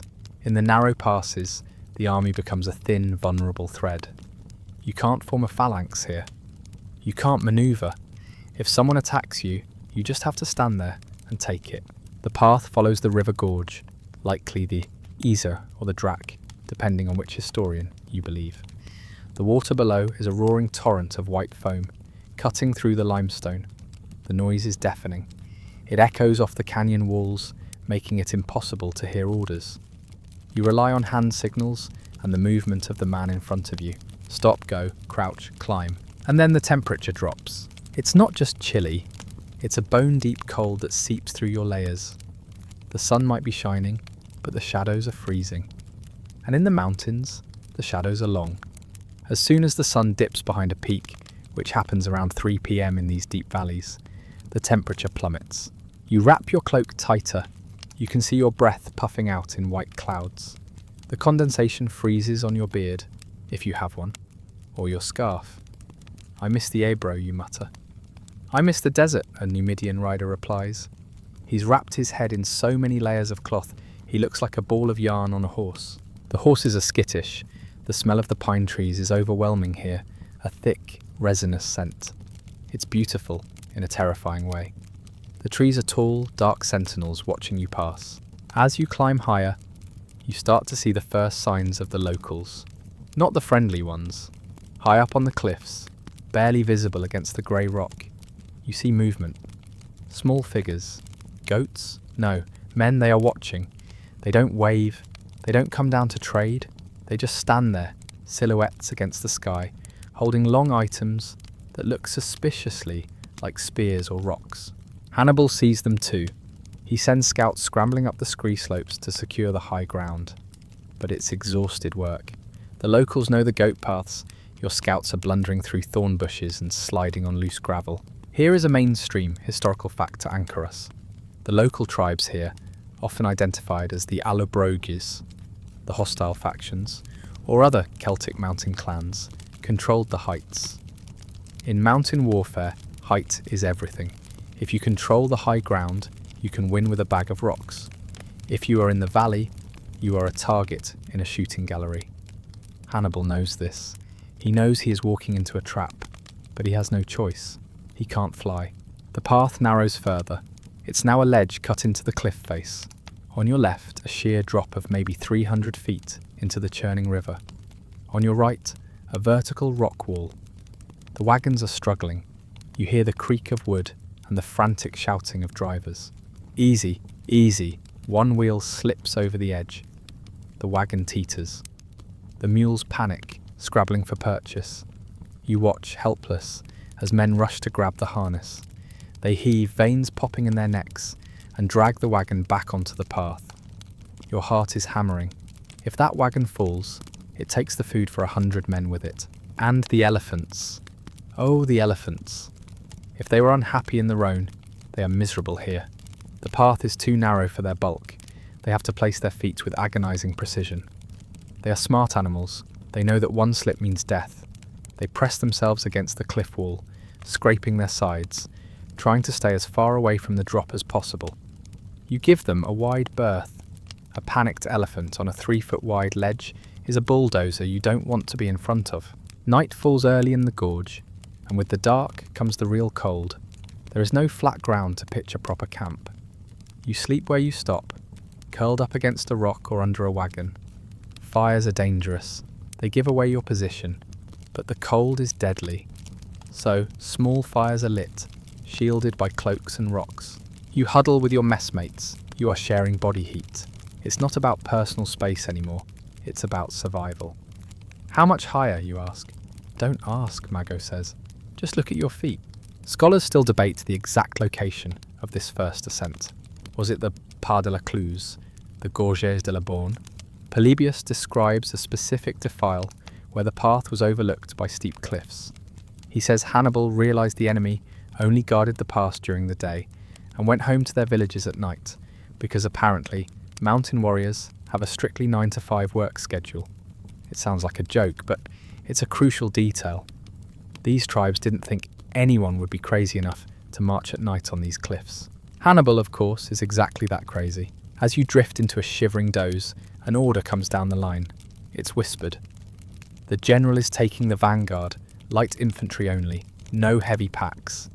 You watch as a group of elite troops, the best climbers, the wildest fighters, strips off their heavy gear. They grab their swords and shields.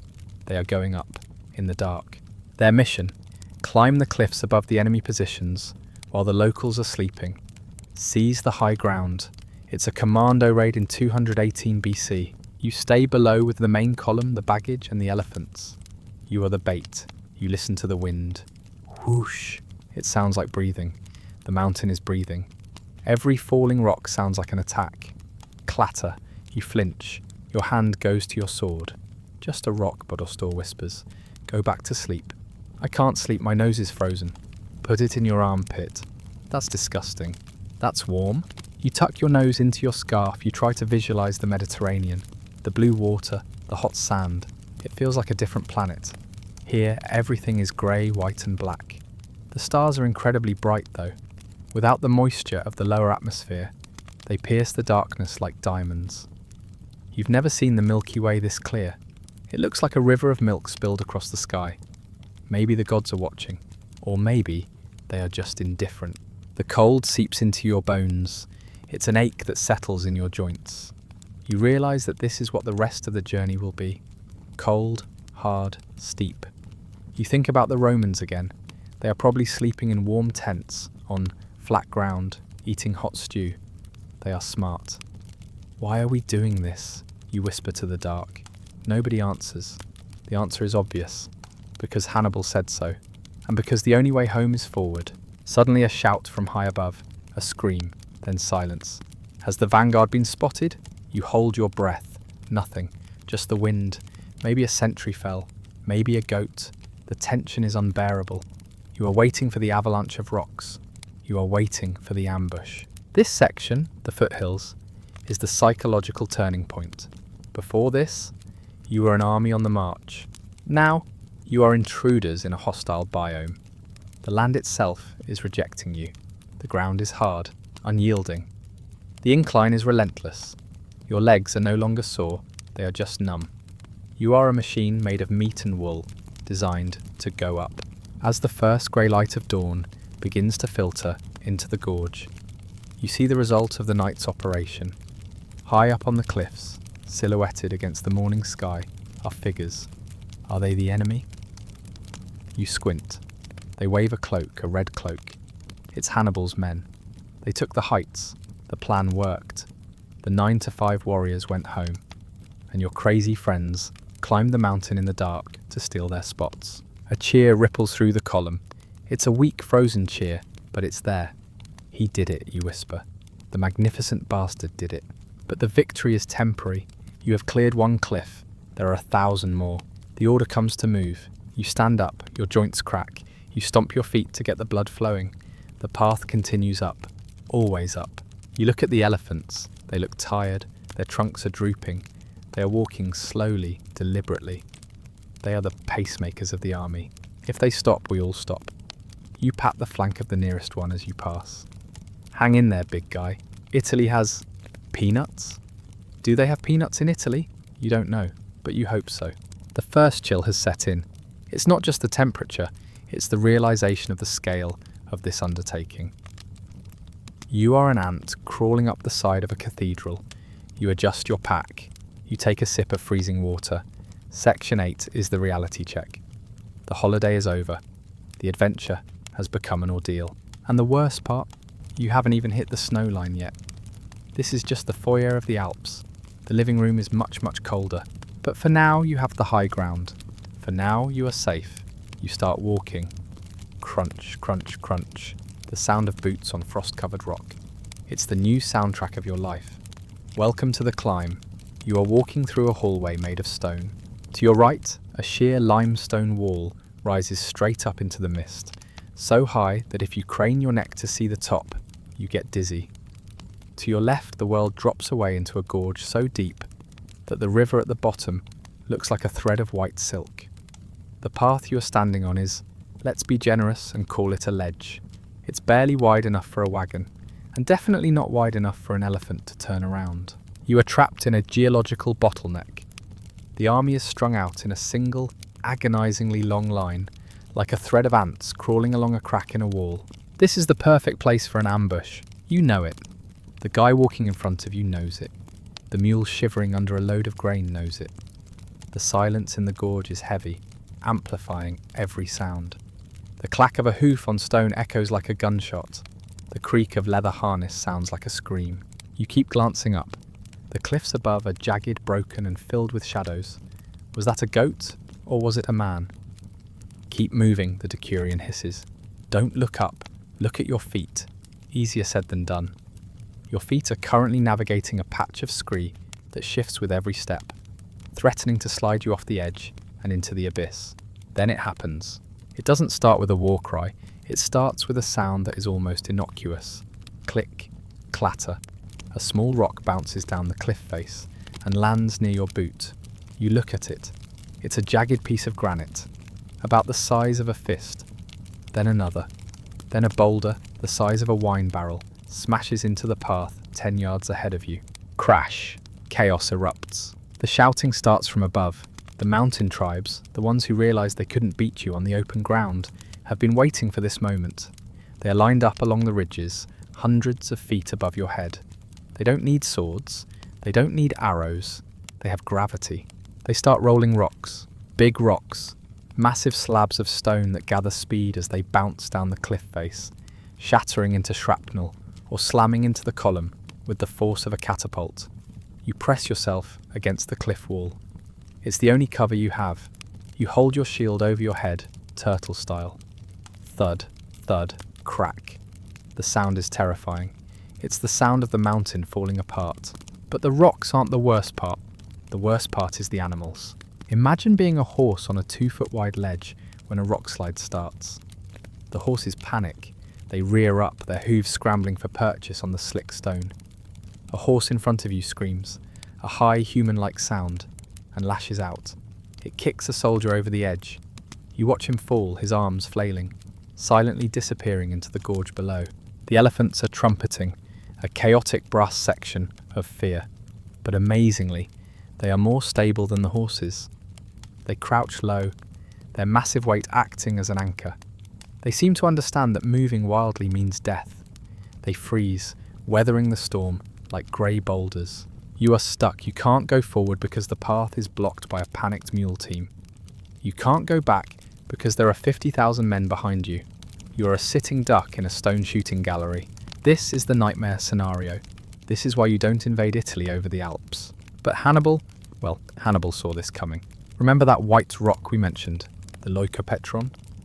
The night before, Hannibal had secretly moved his heavy infantry, the elite veterans, to a strong defensive position, a large, bare white rock that overlooked the gorge. He knew the tribes would attack the baggage train, the wagons and animals, because that's where the loot is.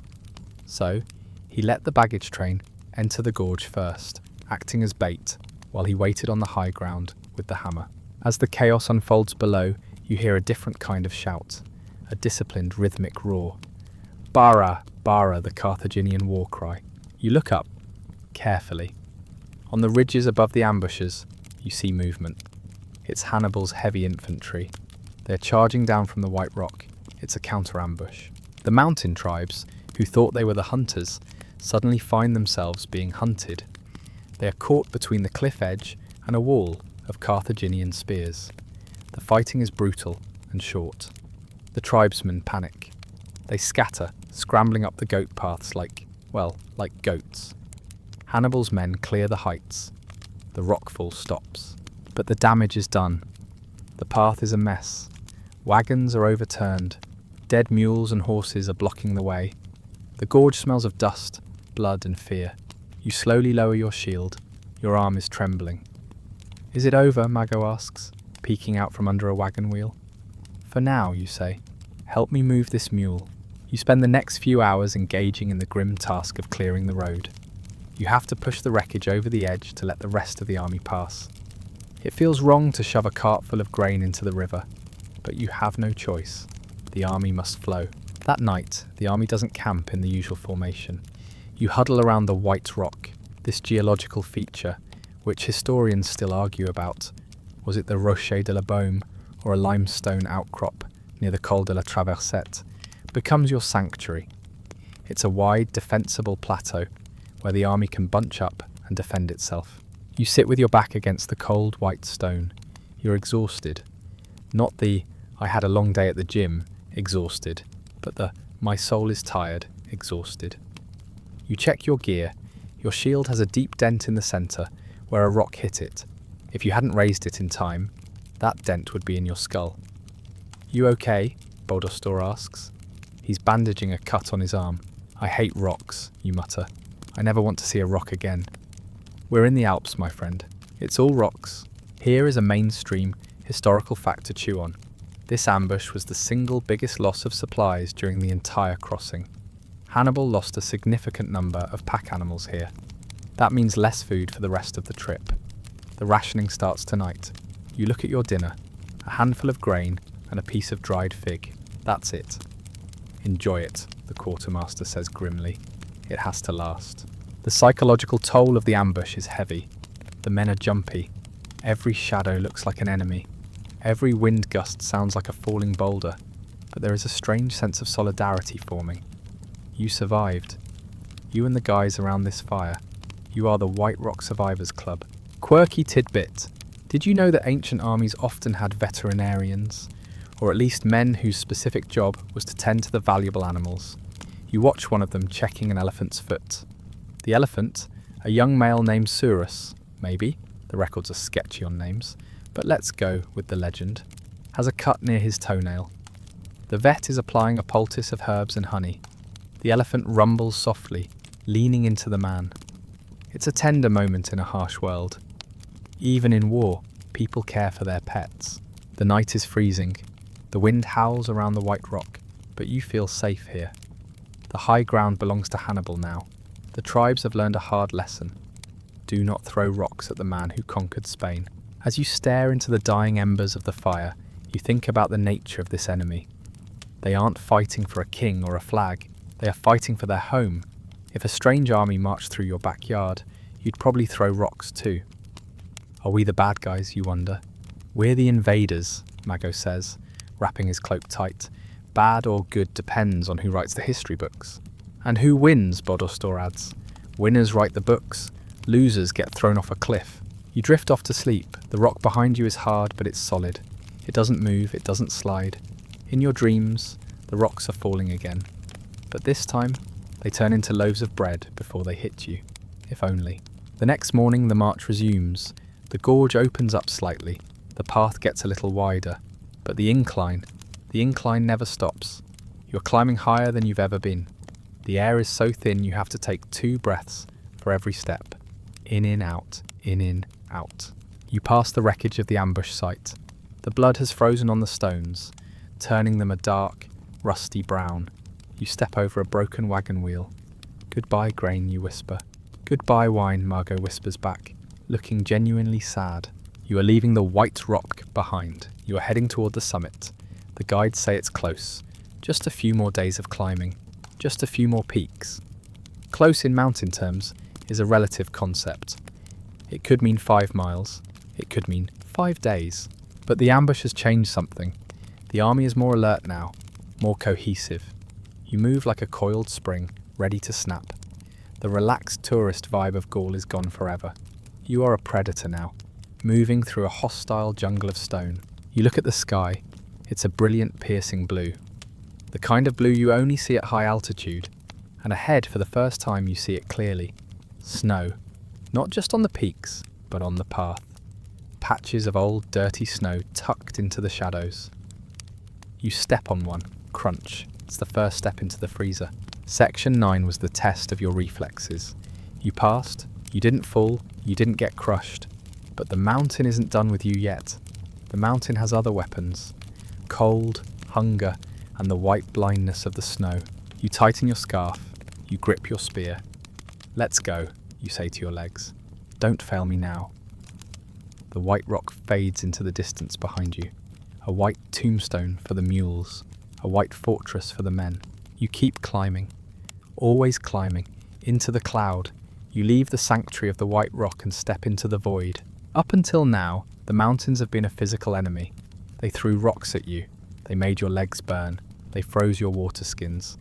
But at least you could see them.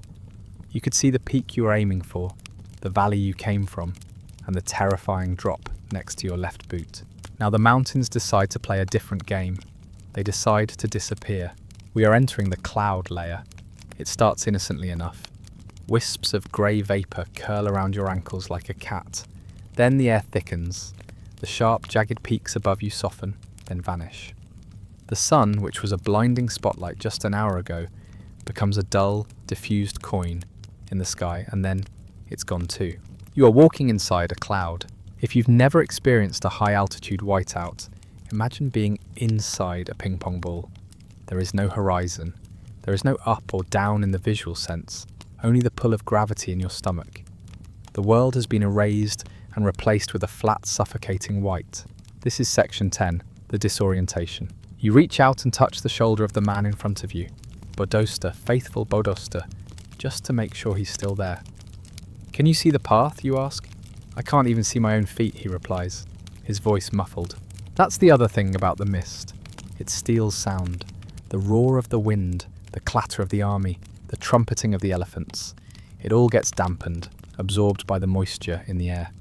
You are marching with 50,000 ghosts. And then the snow starts. It's not the picturesque fluffy Christmas snow. It's hard, stinging pellets of ice that fly sideways, driven by a wind that seems to come from every direction at once. It coats your eyelashes, freezing them together. It finds the gaps in your armour, the seams in your boots. You are cold. Not the "I need a sweater" cold, but the kind of cold that makes your thoughts slow down. You find yourself forgetting simple things, like why you are walking, or what your name is. Left foot, right foot, breathes her. The path, which was already a goat track, is now buried. You are walking by feel. You test the ground with your spear before every step. Tap, solid step, tap, soft, don't step. If the spear goes through, it means you're standing on a snow cornice, a ledge of ice hanging over nothing. One step there, and you take the express route down to the valley floor, 3,000 feet below. This is where the trust in your guides begins to evaporate. Remember those locals Hannibal hired back in the valley? The ones who swore they knew the secret way across the pass? Well, in this weather, they look just as confused as you are. You see them huddled together near the front of the column, arguing in their guttural language, pointing in different directions. They're lost, Mago whispers, his teeth chattering. They aren't lost, you lie. They're just recalibrating. Historians have had a field day with this part of the journey. Livy, the Roman historian who loves to make Hannibal look like a tragic villain, claims the guides were treacherous, that they led the army into a dead end on purpose to trap them. Polybius, who is generally more practical, suggests they simply got lost in the freak early winter storm. Personally, standing here in the blinding white, you suspect it's a bit of both. The mountains have a way of making even the best tracker look like a fool. The army comes to a halt. The accordion effect ripples back. You bump into Bodo's store. Why are we stopping? I think the road ended. Word filters down the line. The guides have led you to a precipice, a dead end. The path you were following has simply run out, disappearing into a sheer rock face. Panic begins to set in. Not the frantic, screaming panic of the ambush, but a slow, cold dread. You are stuck on a mountain, in a blizzard, with no food, no wood for fires, and no idea where you are. Hannibal rides back and forth along the line. His horse is coated in frost. He looks like an ice sculpture. He doesn't look scared, though. He looks annoyed. He orders the army to backtrack. Do you know how demoralizing it is to walk down a mountain you just spent 4 hours climbing, only to try a different path that might also be a dead end? It's soul-crushing. You turn around. The elephants are having a terrible time. Turning a column of elephants on a narrow snowy ledge is a logistical nightmare. The handlers have to coax them, step by tiny step, to reverse direction. One elephant, a smaller female, slips. Her hind leg goes over the edge. She trumpets in terror, scrabbling at the ice with her front legs. Men rush forward, grabbing ropes, harness, tails, anything. Pull! Pull! You lend your weight to a rope. Your boots slide on the ice. You heave. Slowly, agonizingly, she is dragged back onto solid ground. She stands there, shaking, her trunk wrapped around a scrubby pine tree, as if to anchor herself to the earth. You keep moving, you find a new path. Is it the right one? Who knows? It goes up, so you take it. Here is a quirky tidbit about snow blindness. Ancient soldiers didn't have UV-blocking sunglasses. The glare of the sun, even through the clouds, reflecting off the white snow, can burn your corneas. You notice men rubbing their eyes, tears streaming down their faces. It burns, Mago complains. Don't rub them, you advise, though your own eyes feel like they're full of sand. Squint. Look at Bodostor's back. Don't look at the snow. The psychological state of the army is deteriorating. You are in the death zone now. The altitude is messing with your head. You start to hallucinate. You see shapes in the mist. Roman legions? Ancestors? A warm fire? You shake your head. It's just a rock. It's just a bush. I see a bathhouse, Mago mumbles, with steam and girls bringing wine. Keep walking, Mago. The bathhouse is in Italy. The day drags on. There is no sunset, just a gradual darkening of the grey soup around you. You have to camp in the snow. This is a new low. There is no flat ground. You clear a space with your shield, scraping away the fresh powder until you hit the frozen earth beneath. You huddle together, a pile of shivering humanity. You don't unroll your blankets, you just wrap them over your heads. You are a snowdrift with a heartbeat. Sleep is dangerous here. If you fall asleep and your body temperature drops too low, you don't wake up. The officers walk the lines, poking men with the butt of their spears. Wake up, move your toes, wiggle your fingers. It's the world's worst slumber party. As you lie there, drifting in and out of consciousness, you think about the why. Why are we here? For glory? No. Glory is warm. This is just cold. For money? You can't spend silver in a snowbank. For Hannibal? Yes, for him, because he is still moving. You saw him earlier, walking next to his horse, sharing his cloak with a shivering infantryman. He is suffering with you, and as long as he believes there is a way down, you have to believe it too. The fringe theory about this part of the route suggests that Hannibal might have used fire signals to try and locate the pass in the fog. Imagine lighting a torch in this soup. It would just be a glowing orange ball, visible for maybe 10 feet. But the idea is romantic, a light in the darkness. Morning comes, but the sun doesn't. The mist has lifted slightly, just enough to reveal that you are in a bowl of peaks. You are surrounded by white, jagged teeth. Where is Italy, you ask? The guide points a shaking finger at a particularly steep, nasty-looking ridge. Over there, he says. Over the top? Through the saddle. The saddle looks like a vertical wall of snow. Great, you say. Let's go. You start the trudge. The snow is deeper now. Up to your knees.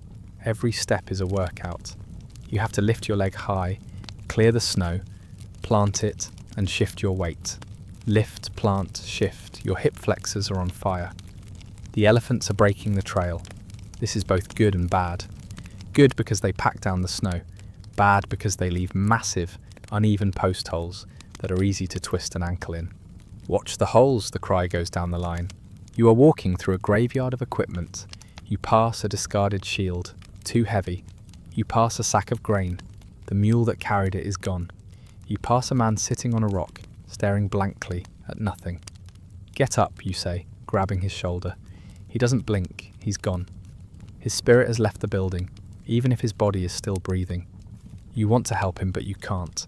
If you stop, you die too. You keep walking. It's the cruelest math of the mountain.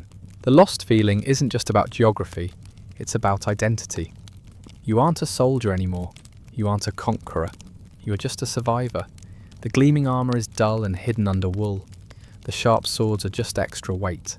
The only thing that matters is the next step. Suddenly the wind shifts. It tears a hole in the clouds. For a brief, glorious second, a beam of sunlight hits the snow. It sparkles like millions of diamonds. And through the gap, you see it. The pass. It's there. A notch in the skyline. It's still miles away and thousands of feet up. But it exists. A cheer goes up from the vanguard. It's thin and reedy, swallowed by the wind, but it's real. The pass, the pass. Bassa. The guides weren't lying, or maybe they just got lucky. You stare at that notch. It looks like the gateway to hell, but it's also the gateway to Italy. We're not lost, you tell Bodostor, shaking him. Look, Bodostor looks up, wipes the ice from his beard, and nods. It's high. It's definitely high. You adjust your pack. The despair lifts just a fraction. You have a target now. Section 10 was about the fog of war, the literal fog. It was about losing your way and finding out what you are made of when the world disappears. You are made of grit. You are made of stubbornness. And apparently, you are made of ice. You pull your foot out of the snow. Squelch, you plant it forward. One more step, you whisper. Just one more. The mist closes back in, hiding the pass again. But you know it's there. You have your bearing. You are no longer wandering in the white void. You are marching toward a destination. It's the hardest climb of your life, but at least you know where you're going. End of section 10. You are cold, you are tired, you are half blind, but you are still moving, and the summit is waiting. You take a step, then another. Then you stop, leaning heavily on your spear, gasping for air like a fish that's been tossed onto a riverbank. Your lungs are burning, a specific fiery ache that has nothing to do with exertion and everything to do with the fact that there is simply less air up here. You are currently standing at roughly 2,500 to 3,000 meters above sea level, about 9,000 feet. At this altitude, the oxygen levels are significantly lower than what your Mediterranean physiology is used to. You feel lightheaded, slightly nauseous, and there's a dull, rhythmic thumping behind your eyes that syncs perfectly with your heartbeat. Thump, thump, thump. Are we there yet? You wheeze. Bodoster, who is looking a distinct shade of green under his frozen beard, just points forward. The path, which has been a torturous incline for weeks, suddenly flattens. You stumble forward, expecting another rise, another wall of rock, but your foot lands on level ground. You blink, wiping the crust of ice from your eyelashes. You look left, flat. You look right, flat. Well, flat is relative. It's a saddle, a jagged, wind-scoured depression between two towering peaks. It's covered in a mixture of fresh powder and old hard-packed ice that looks like grey iron. It's desolate. It's freezing. It's the most beautiful thing you've ever seen. You have reached the summit. The army doesn't cheer. There is no cinematic moment where everyone throws their helmets in the air.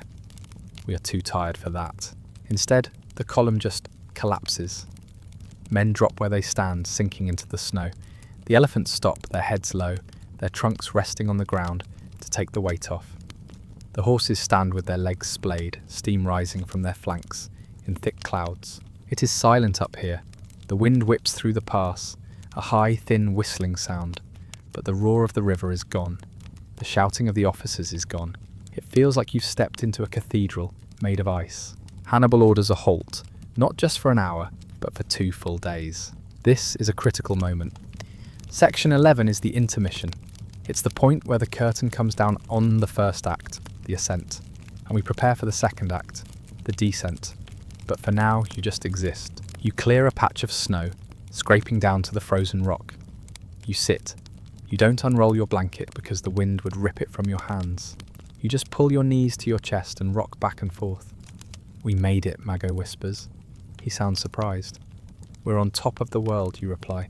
It's terrible. Here is a mainstream historical fact that adds a layer of grim reality to this rest stop. Hannibal waited here specifically to let the stragglers catch up. The column had been stretched out over miles during the ascent. Men who had fallen behind, pack animals that had wandered off, even some of the cavalry who had been separated in the skirmishes. They were all still down there, fighting gravity. Over the next 48 hours, you watch them stumble into the camp. They look like revenants, ghosts returning from the dead. Some are missing boots, some are missing weapons, some are hallucinating from hypothermia. But they made it. Every time a group crests the ridge, a low murmur of approval ripples through the huddled masses. One of us, one of us. The camp itself is a scene from a nightmare. There is no wood for fires. You are eating raw grain mixed with snow because you can't boil water. The cold is aggressive. It seeks out every gap in your armour. You huddle with your messmates, forming a human heater. It's intimate, smelly, and absolutely necessary. If you sleep alone up here, you die. While you are freezing, let's talk about where exactly you are. This is the subject of one of the fiercest scholarly debates in ancient history. Where did Hannibal cross? Was it the Col de Clapier, the Col du Mont-Cenis, or the Col de la Traversette? The Traversette theory has gained a lot of traction recently. Why? Because it's the highest, the hardest, and crucially, it has a specific view. According to Polybius, Hannibal could show his troops the plains of Italy from the summit. At the Col de la Traversette, there is a specific ridge where, on a clear day, you can look through a gap and see the Po Valley spreading out like a green carpet. At the other passes, the view is blocked by other peaks. So, for the sake of our story, let's assume you are at the Traversette. You are standing on a knife-edge ridge, shivering. On the morning of the second day, something changes. The sky, which has been a relentless lid of grey steel, begins to crack. The sun breaks through. It's blindingly bright, reflecting off the snow with a glare that makes you squint. Hannibal seizes the moment. He's a master of theatre. He knows that his army is on the brink of mutiny. Not from anger, but from despair. They are frozen, starving, and convinced they have marched off the edge of the world. He needs to give them hope. He needs to show them the prize. He gathers the troops, or as many as can stand, near a promontory overlooking the eastern side of the pass. You drag yourself up. Your legs feel like lead pipes. You shuffle through the snow, joining the crowd. Hannibal is standing on a rock. He looks tired. His eyes are sunken. His beard is matted with ice. He doesn't look like a god.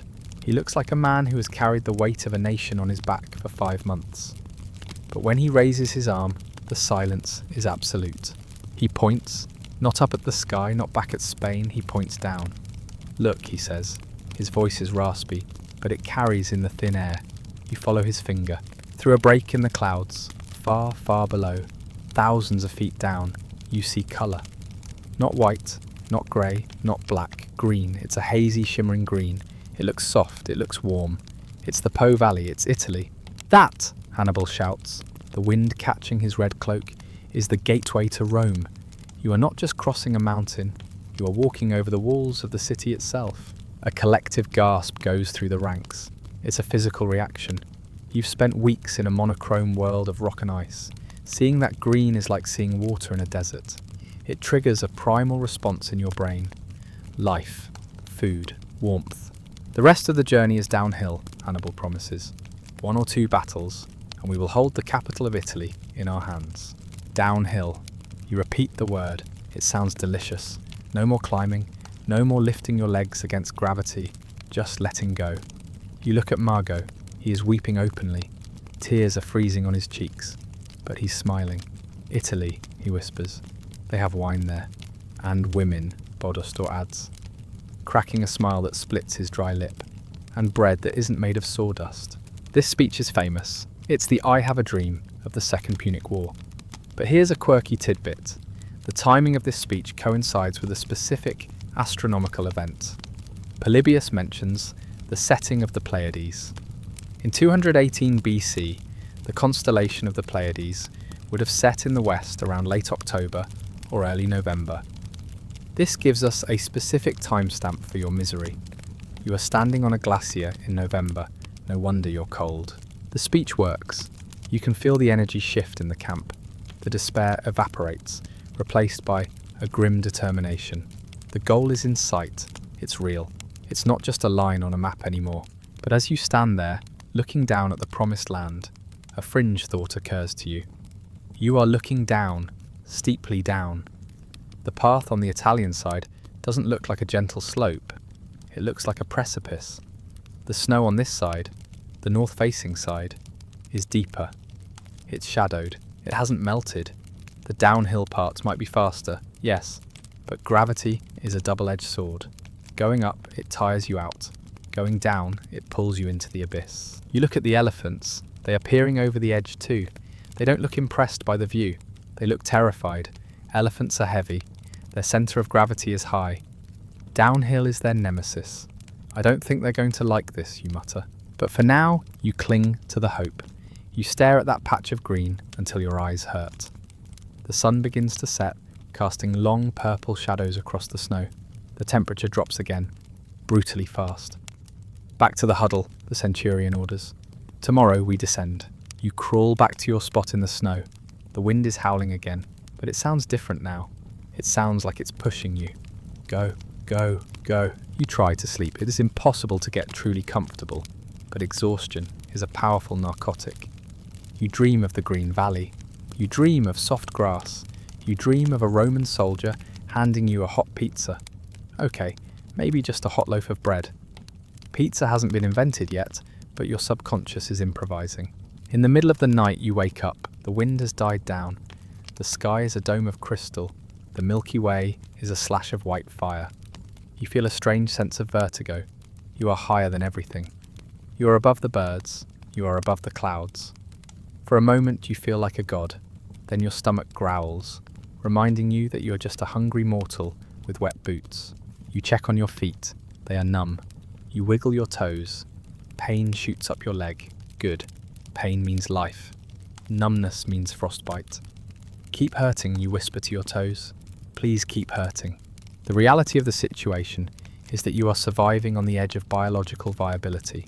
The human body isn't designed to live at this altitude without shelter. You are burning calories just to stay warm. You are consuming your own muscle mass. You look at your arm. It's thinner than it was in Spain. The muscles are stringy. You are being whittled down, but you are also being hardened. The fat is gone. The fear is gone. What's left is just the core, the walking mechanism. As the sun rises on the third day, the camp stirs. It's time. The descent begins. Hannibal takes the lead again. He doesn't ride his horse. He walks. He tests the snow with his spear. He looks back at the army. He nods. To Rome, someone shouts. To Rome, the cry echoes back. You stand up, you hoist your pack. It feels lighter today. Maybe because you ate the last of your rations. You take a step toward the edge. The view is dizzying. The ground drops away so sharply, it feels like you are standing on a roof. Don't slip, Margot says. You don't slip, you reply. You take the first step down. Your boot crunches into the snow. It holds. You take another. Gravity grabs you. You have to lean back to compensate. This is going to be hard on the knees. Section 11 ends with a moment of transition. You have conquered the ascent. You have touched the sky. You have seen the future. The lonely summit is behind you now. But as you are about to find out, the mountain has one last trick up its sleeve. The way up was a test of strength. The way down is a test of balance. And the floor is made of ice. You look at the green valley one last time. I'm coming, you whisper. Then you step off the ledge and the slide begins. You take that first step down toward the green valley of Italy, and immediately your foot betrays you. In your head, downhill means easy. It means letting gravity do the work. It means a gentle rolling stroll into a land of wine and cheese. But the Alps are not symmetric. This is a geological quirk that Hannibal, and now you, are learning the hard way. The ascent from the French side was a long, gradual ramp. It was exhausting, sure, but it was walkable. The descent into Italy is a cliff. You plant your boot into what looks like fresh, powdery snow. It gives way instantly. Underneath that innocent white dusting is a layer of hard blue ice, glacial runoff, that froze months ago and has been polished by the wind until it's slicker than a greased baking sheet. Your heel slides, your centre of gravity vanishes. You flail your arms like a cartoon character, trying to fly, but physics is unforgiving. You land hard on your hip, the breath knocked out of you, and then you start to slide. You are sliding down a mountain face that feels disturbingly close to vertical. The world blurs. Sky, snow, rock, sky. You dig your fingers into the freezing powder, trying to find purchase, but there is nothing to grab. You are a human toboggan, accelerating toward a drop-off that you can't see but definitely know is there. Just as panic starts to turn into acceptance of your inevitable doom, your boot slams into a protruding rock. Thud. You stop. You lie there for a second, gasping, staring up at the grey sky. Your heart is hammering against your ribs like a trapped bird. You carefully test your limbs. Nothing is broken, but you have a bruise forming on your thigh that will likely turn purple by dinner time. "You okay down there?" Mago calls from above. He sounds terrified. "I found a rock," you wheeze back. "Aim for the rock." Welcome to the descent. If the way up was a test of endurance, the way down is a test of friction. And right now, friction is losing. Here is a mainstream historical fact that explains why you are currently hugging a boulder. The Italian side of the Alps is much steeper than the French side. The gradient drops thousands of meters in a very short horizontal distance. It's essentially a wall. And because it faces north, it gets almost no direct sunlight in late autumn. The snow here doesn't melt. It just compacts into a permanent sheet of ice, which is then covered by the fresh snow from the recent storms. It is a trap designed by nature. You gingerly stand up, using your spear as a third leg. You look around. The army is in chaos. The orderly column has disintegrated. Men are sliding past you on their backs, on their stomachs, on their shields. It would be comical if it weren't so deadly. You see a pack mule lose its footing 50 yards up. It tumbles, legs flailing, end over end, until it disappears over a precipice. The silence that follows is heavy. "Walk sideways," a centurion screams, his voice cracking with stress. "Dig your edges in." You try to crab walk.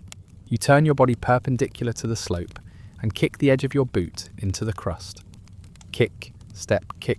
It works, mostly, but it's agonizingly slow. Every muscle in your core is clenched tight, anticipating the next slip. The horses are having the worst time of it. Imagine being a horse. You have 4 legs, which usually makes you stable, but your feet are hard hooves. On ice, hooves are like ice skates without the blade. They have 0 grip. You watch a cavalryman trying to lead his mount down a narrow switchback. The horse is terrified, eyes rolling, nostrils flared, snorting white plumes of steam. It takes a tentative step.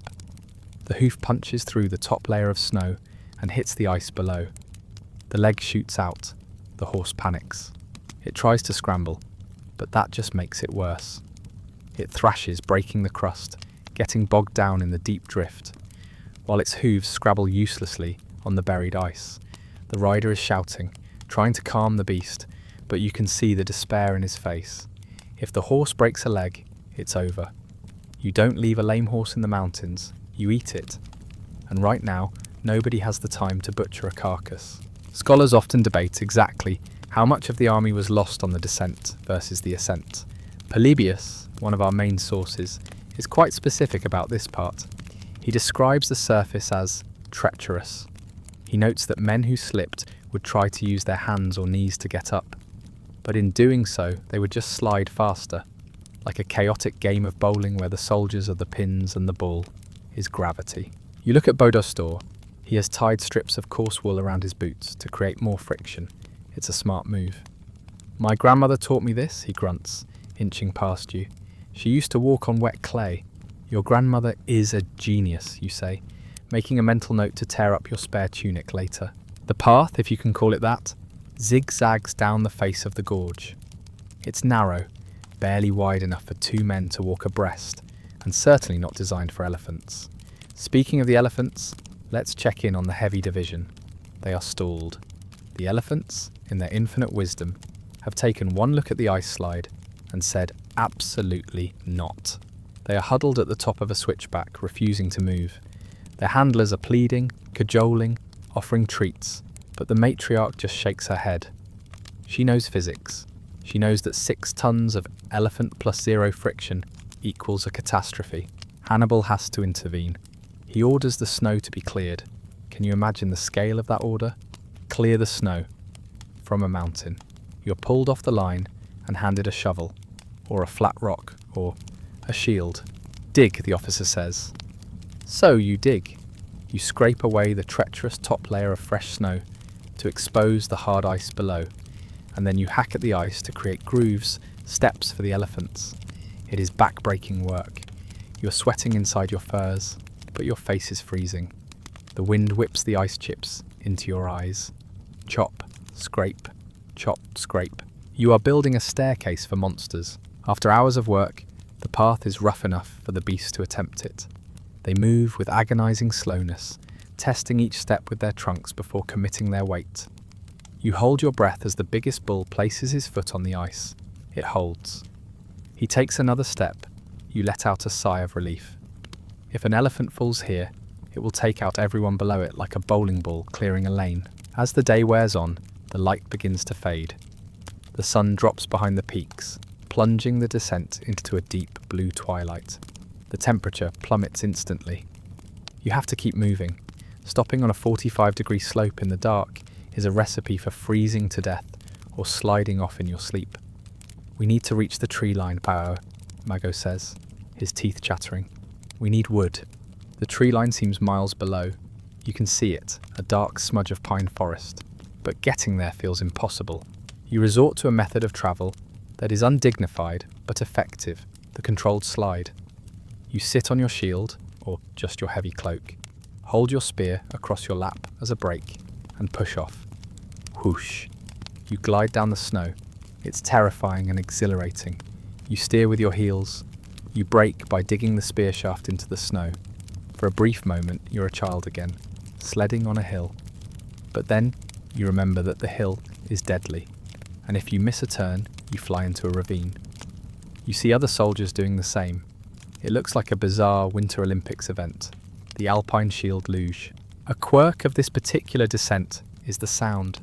It's not the thunder of marching feet anymore. It's a weird, scratching, hissing sound.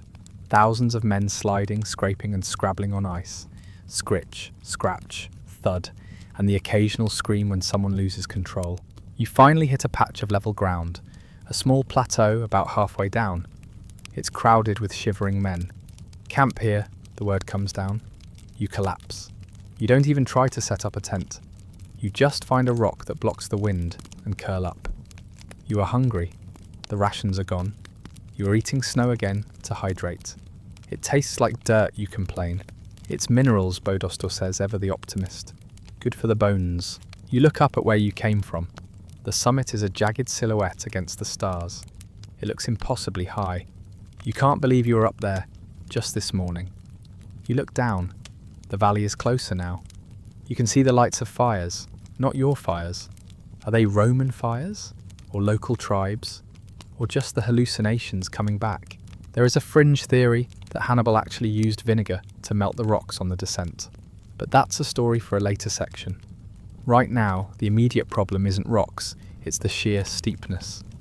Some historians argue that the snow on ice phenomenon implies that Hannibal crossed in a year with exceptionally high precipitation, possibly due to a climatic shift or a volcanic eruption somewhere in the world that cooled the atmosphere. Whatever the cause, the effect is that you are miserable. You check your boots. The leather is soaked through. Your toes are white and waxy. Rub them with snow, a veteran says. It brings the blood back. You do it. It hurts like fire, but the pain is welcome. As you lie there, trying to ignore the gnawing emptiness in your stomach, you hear a sound that chills you more than the wind. A rumble, deep, low. It's not an elephant. It's the mountain clearing its throat. Avalanche? You sit up, straining your ears. The sound fades, just a shifting of the ice. Or maybe a rockfall in a distant gorge. The mountain is alive, it's restless. It wants to shake you off like fleas. You think about the Green Valley speech Hannibal gave. It feels like a cruel joke now. Yes, the valley is there, but the path to it is guarded by this frozen wall. He said it was downhill, Mago mutters in the dark. He wasn't lying, you reply. He just didn't mention the vertical part. You drift into a fitful sleep, dreaming of falling. In your dream, you are sliding down a tunnel of ice that never ends. You are going faster and faster, and at the bottom there is a giant mouth waiting to swallow you. You wake up with a start. You haven't moved, but you feel like you're still falling. Vertigo. It stays with you, even when you're lying down. Morning comes with a grey, flat light. You stand up, stiff and sore. Every joint creaks. You look around at the survivors. The army looks different today. In Spain they were proud warriors. Shiny armour, colourful plumes. Now they are scarecrows. Wrapped in rags, limping, eyes hollow, the glamour of war has been stripped away by the wind. You are a ragtag band of mountaineers, but you are still moving. Let's go, you say to Bodostor. Let's get off this rock. You start the slide again. Kick, step, slide, kick, step, slide. You pass a group of Numidians who have lost their horses. They are walking, carrying their saddles. They look lost without their mounts. A cavalryman without a horse is just a man with bowed legs and a sad expression.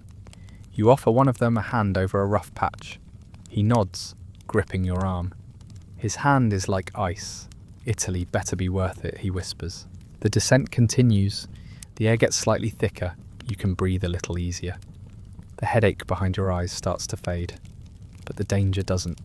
You come to a section where the path has been swept away by an old landslide. It's just a smooth, angled sheet of rock covered in ice. There is no way to walk it. You have to crawl. You get on your hands and knees. You dig your fingernails into the cracks in the stone. You drag yourself across, inch by inch. You look down between your knees. It's a straight drop. Don't look, just crawl. This is the reality of the descent. It's not a march, it's a scramble. It's a fight for every foot of elevation loss. And you are losing men, not in droves, but in a steady trickle. A slip here, a fall there. The mountain is taking its toll. It demands attacks for passage. But then, you see it. A tree. A real living tree. Not a scrubby bush, but a pine tree with green needles. You reach out and touch the bark. It feels rough and real. It smells of resin. A tree, Mago shouts. I found a tree. He hugs it, actually hugs it. It's the first sign of life you've seen in days. It means you are dropping out of the death zone. It means the air is warm enough for sap to flow. You lean against the tree, exhausted. You are still high up, still freezing, but you have crossed a line. You are back in the biosphere. You look at the path ahead. It disappears into a dense forest. The ice is thinning. The snow is getting slushy. You have survived the high altitude slide. But don't get too comfortable. As you round the next bend, the column comes to a sudden halt. The shouting starts again. Blocked! It's blocked! You push forward to see what's happening. The path, the only path down, ends abruptly. A massive landslide has taken out the entire mountainside. In front of you is a gap, a 1,000-foot gap. And on the other side, the road continues, mocking you. You stand there, staring at the empty space where the road should be. Well, Bodostor says, leaning on his spear, that's a problem. Section 12 ends here, at the edge of the abyss. You have survived the ice slide. You have survived the vertigo. But now, you face the ultimate roadblock. Nature has deleted the path, and you are stuck on a ledge with 37 elephants, and no way forward. So much for the easy way down. You look at Hannibal. He is staring at the gap. He doesn't look defeated. He looks inventive. But that is a story for the next section. For now, you just try not to slip. You are standing on a ledge that is roughly the width of an office desk, looking at a void where the rest of the world used to be. The path you were sliding down, the one that was treacherous, icy and miserable, but at least existed, has been erased. A massive landslide, likely triggered by the same storms that buried you in snow a few days ago, has shorn away the side of the mountain. For a stretch of about 300 yards, roughly 3 football fields, there is no road. There is just a sheer, vertical face of grey rock plunging 1,000 feet straight down into a dark, frozen gorge. You stop, the man behind you stops, the mule behind him stops, the accordion effect ripples all the way back up the line until 30,000 men and 37 elephants are standing still on a freezing, wind-swept incline, waiting to know why the movement has ceased. It's gone, you whisper. You don't shout it because shouting takes energy, and you have none left. The road is gone. This is the dead end. In a movie, this is the part where the hero pulls out a grappling hook or finds a secret tunnel. In reality, in 218 BC, this is the part where you sit down in the snow and accept that you are going to die. The despair that washes over the army is palpable. It's heavier than the packs, colder than the wind. You can feel it settling on the group like a wet blanket. The men are exhausted. They are starving. They have marched across 2 countries, crossed a major river, fought off mountain tribes, and climbed to the roof of the world, only to be stopped by a pile of rocks. Hannibal rides, or rather slides, to the front. He looks at the gap. He looks at the vertical drop. He looks at the sheer wall on the right. He doesn't say anything for a long time. The wind whistles through the gap. A lonely, hollow sound. Ooh! Then he does something characteristic. He refuses to accept the geography. We go around, he says. It sounds simple. If the road is blocked, take a detour. He points to a ridge above the landslide, a steep, snow-covered slope that seems to bypass the broken section and reconnect with the path further down. It looks dangerous, but walkable. So, you move. This detour, however, turns out to be one of the most terrifying experiences of the entire journey. It is a trap laid by the climate itself. Here is a mainstream historical fact that explains the physics of your nightmare. The slope Hannibal chooses faces north. It is covered in 2 distinct layers of snow.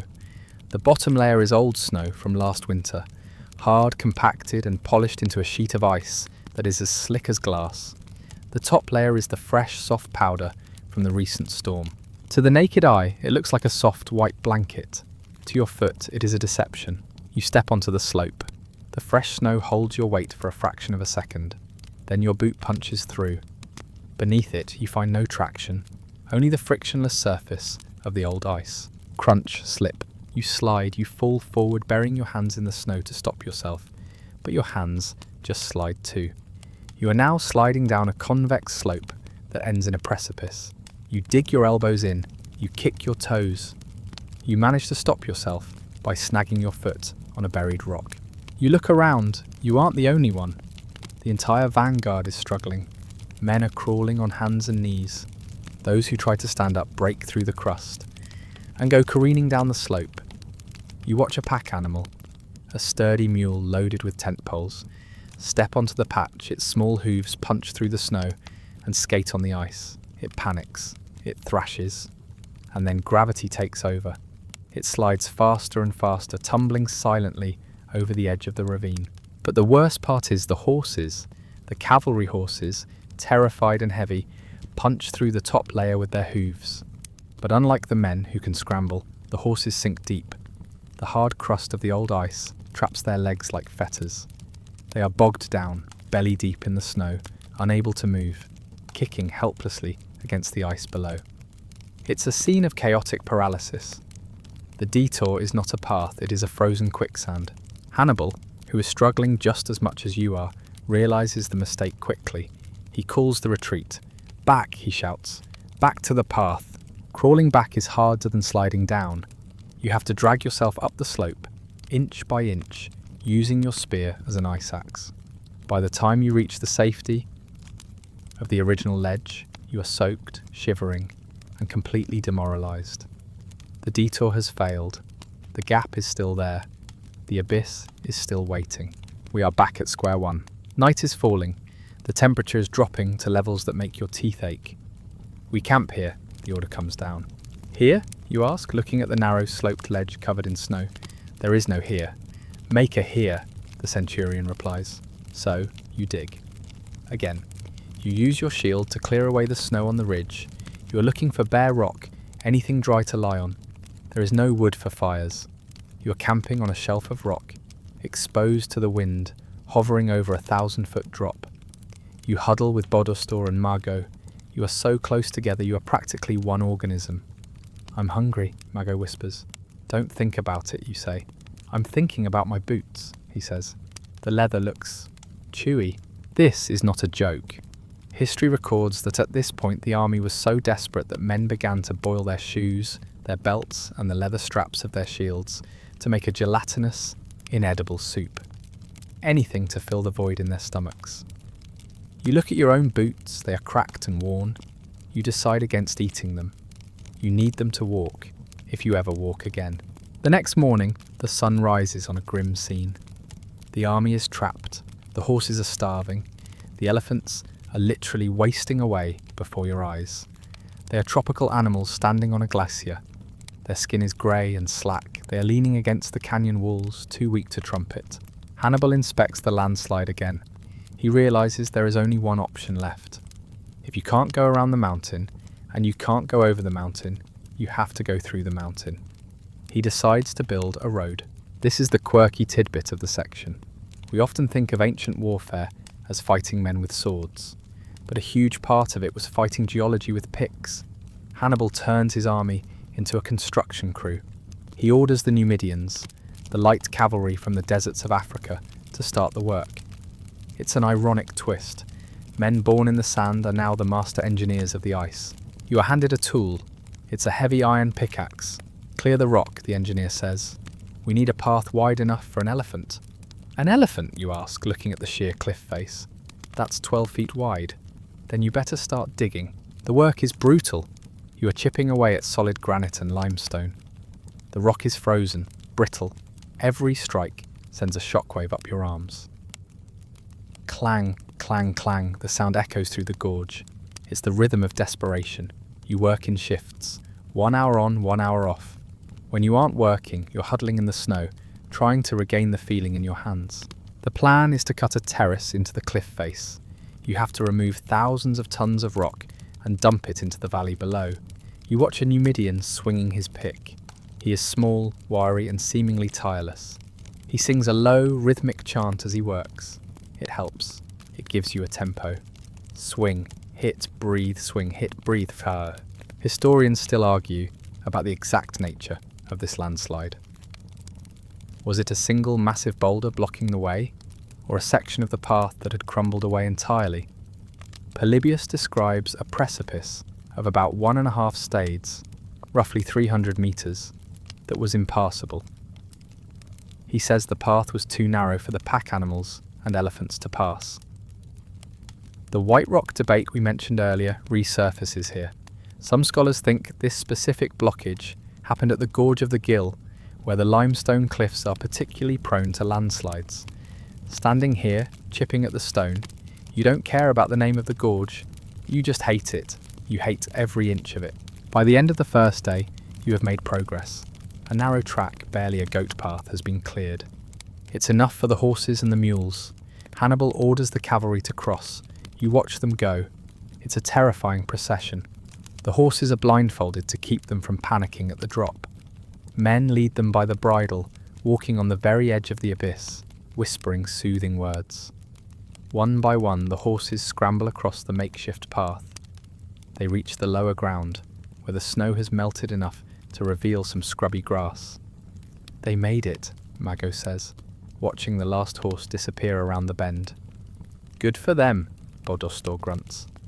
Now what about the big guys? The elephants. The path you built is too narrow and too unstable for them, and there is a massive outcrop of rock blocking the widening of the path, a huge, immovable boulder that sits right in the middle of the proposed road. It's the final boss of the Alps. You strike it with your pick. Clang. The pick bounces off. The rock is harder than iron. It won't move, you say. It has to move, the engineer says. You spend the rest of the day trying to break it. You use wedges, you use hammers, you use levers. Nothing works. The rock is part of the mountain's spine. It laughs at your efforts. The elephants are watching you. They look sad. They know they are the problem. If they were horses, they would be eating grass right now. But because they are giants, they are stuck on the ledge of death. Hunger is becoming a hallucination. You look at the rock and imagine it is a giant loaf of bread. You look at the snow and imagine it is flour. Your stomach cramps, a sharp twisting pain that doubles you over. Drink water, the medic says, passing you a flask. I'm drowning in water, you snap. I need meat. There is no meat. The pack animals that fell? They are at the bottom of a 1,000-foot drop too far to retrieve. Night falls again. The second night on the ledge. The morale is at rock bottom. You are stuck. The road is half finished. The elephants are dying. The cold is relentless. You sit near the blockage, staring at the offending boulder. It looms in the darkness, a shadow that blocks the stars. Hannibal comes to inspect the work. He looks at the rock. He touches it with his gloved hand. He turns to the engineers. Fire, he says. Sir, we need fire. Build a fire around the rock. But we have no wood, the engineer protests. Use everything, Hannibal says. The wagons, the tent poles, the lance shafts, everything that burns. It's a desperate command. He is burning the army's infrastructure to save its heavy weapons. You're ordered to dismantle the remaining wagons. You smash the wood into kindling. You pile it around the base of the massive rock. It feels like a sacrifice. You are building a pyre. The wind howls through the gorge, threatening to blow the wood away. You have to build a windbreak with your shields. This is madness, Mago whispers. Cooking a rock won't make it soft. Just do it, you say. I want to get off this mountain. Section 13 is the nadir, the lowest point. You are trapped between the ice trap detour and the immovable stone. You are starving, freezing, and exhausted. But there is a strange manic energy in the air now. The destruction of the wagons has woken everyone up. Smash, crack, pile. You are preparing for a science experiment that you don't understand yet. You look down at the valley one last time. The green is still there, taunting you. It's so close, maybe 5 miles away. But those 5 miles might as well be the distance to the moon. If we die here, Bodostor says, looking at the pile of wood, at least we'll be warm for a few minutes. The desperate dead end isn't just a physical location, it's a state of mind. You have hit the wall. The easy solutions are gone. The hard solutions are gone. Now, only the crazy solutions are left. You take your place in the line. You hold a bundle of splintered wood. The order comes to light the fire. A torch is brought forward. The dry wood catches instantly. The flames leap up, licking the sides of the frozen grey stone. The heat hits your face. It feels incredible. For the first time in weeks, you feel warmth. But you aren't doing this for comfort. You are doing this to kill the rock. You watch the flames dance. The rock sits there, stoic and cold. Burn, you whisper. Burn, you stubborn piece of earth. The smoke rises, mixing with the mist, carrying the smell of burning oak and pine up to the indifferent stars. The stage is set. The ingredients are assembled. Fire, rock, and the secret weapon that the quartermasters have been hoarding in the vinegar jars. But that is the climax. For now, you just feed the fire and pray that geology has a weakness. You're standing in front of the world's most expensive bonfire. The flames are roaring now, licking up the sides of the massive grey boulder that blocks the path. The heat is intense, a blistering, dry heat that sears your eyebrows if you get too close, yet your back is still freezing in the alpine wind. It's a surreal sensation, being cooked on one side and frozen on the other, like a piece of meat left out in a weird kitchen. Around you, men are throwing everything they have into the fire. Broken wagon wheels, spare spear shafts, even the dried out stumps of old trees dragged up from the tree line below. The fire crackles and pops, sending showers of orange sparks swirling into the black void of the gorge. It looks like a ritual. It looks like madness. Hannibal stands close to the blaze, his face illuminated by the flickering light. He isn't praying. He's watching the rock. He's waiting for it to glow. Is it hot enough? Margot asks, shielding his eyes from the glare. It needs to be hotter, the engineer replies, tossing a bundle of pine branches into the heart of the inferno. We need to make the stone scream. This is the famous vinegar and fire maneuver. It is one of those historical moments that sounds like a myth, something invented by a storyteller to make Hannibal seem like a wizard. But the science behind it is surprisingly sound. It's called thermal shock. Here is the plan. You heat a rock until it expands. The crystalline structure of the stone, likely limestone or schist, stretches and strains under the thermal energy. Then you hit it with something cold and acidic. The rapid cooling causes the surface to contract violently, while the inside remains hot and expanded. The result? Crack. But there is a logistical problem. You need liquid, and not just water. Water would work for the thermal shock, but acid helps weaken the chemical bonds of the limestone, calcium carbonate. Bring the jars, the order comes down. You watch as a line of soldiers struggles up the path, carrying heavy amphorae on their shoulders. These aren't filled with fine vintage Bordeaux. They contain posca, the sour wine that is the standard ration for the army. It's basically vinegar mixed with water and herbs. It's terrible to drink, but right now it's the most valuable chemical weapon in your arsenal. The mainstream historical fact here is the sheer volume required. Critics often ask, Where did Hannibal get enough vinegar to dissolve a rock? The answer is that he didn't dissolve the whole rock. He just needed to crack the surface layer by layer. And with an army of thousands, the accumulated rations of sour wine would have been significant. Every soldier likely carried a flask. Tonight nobody is drinking. Tonight the mountain drinks. The fire has been burning for hours.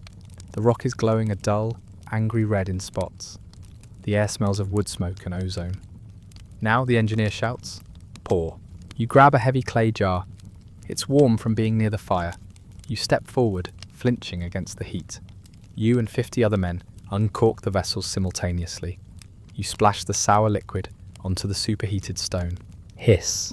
The sound is deafening. It's like 1,000 snakes hissing at once. A massive cloud of white steam explodes upward, blinding you instantly. The smell hits you, hot, acrid vinegar vapor that stings your nose and makes your eyes water. It smells like a salad dressing factory caught fire. Then you hear it. Crack, ping, pop. It sounds like gunshots. The rock is fracturing. The thermal shock is shattering the outer layers of the stone into flakes and shards. Again, the engineer screams. Keep pouring. You grab another flask. You splash it. The steam billows up again. The rock groans. It's working. The monolithic barrier is turning into a pile of hot, sharp rubble. But the chemistry is only half the battle. Now comes the manual supper. Picks, hammers. You drop the empty jar and grab your pickaxe. You wrap your scarf around your mouth to filter out the vinegar fumes. You step into the steam. The rock is still radiating heat. You strike it. Clang. A chunk of stone the size of a dinner plate flakes off. It's brittle now.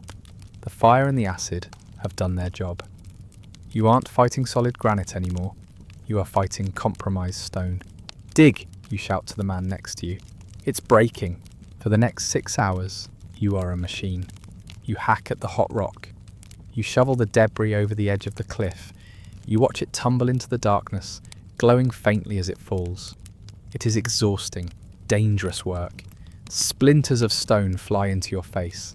The steam scalds your skin, but the adrenaline keeps you going.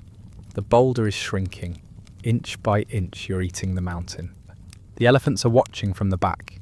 They seem to understand what is happening. They are swaying, shifting their weight, waiting for the gap to widen. Almost there, you grunt, prying a massive slab loose with a crowbar. It slides off with a heavy thud and crashes down the slope. By the time the sun rises, the path is open. It's not a highway. It's a rough, jagged scar on the cliff face, smelling of burnt rock and vinegar. But it is wide enough. Hannibal inspects it personally. He walks the length of the new cut, testing the ground. He nods. Bring the beasts. The elephants come forward. They are hesitant. The ground is still warm.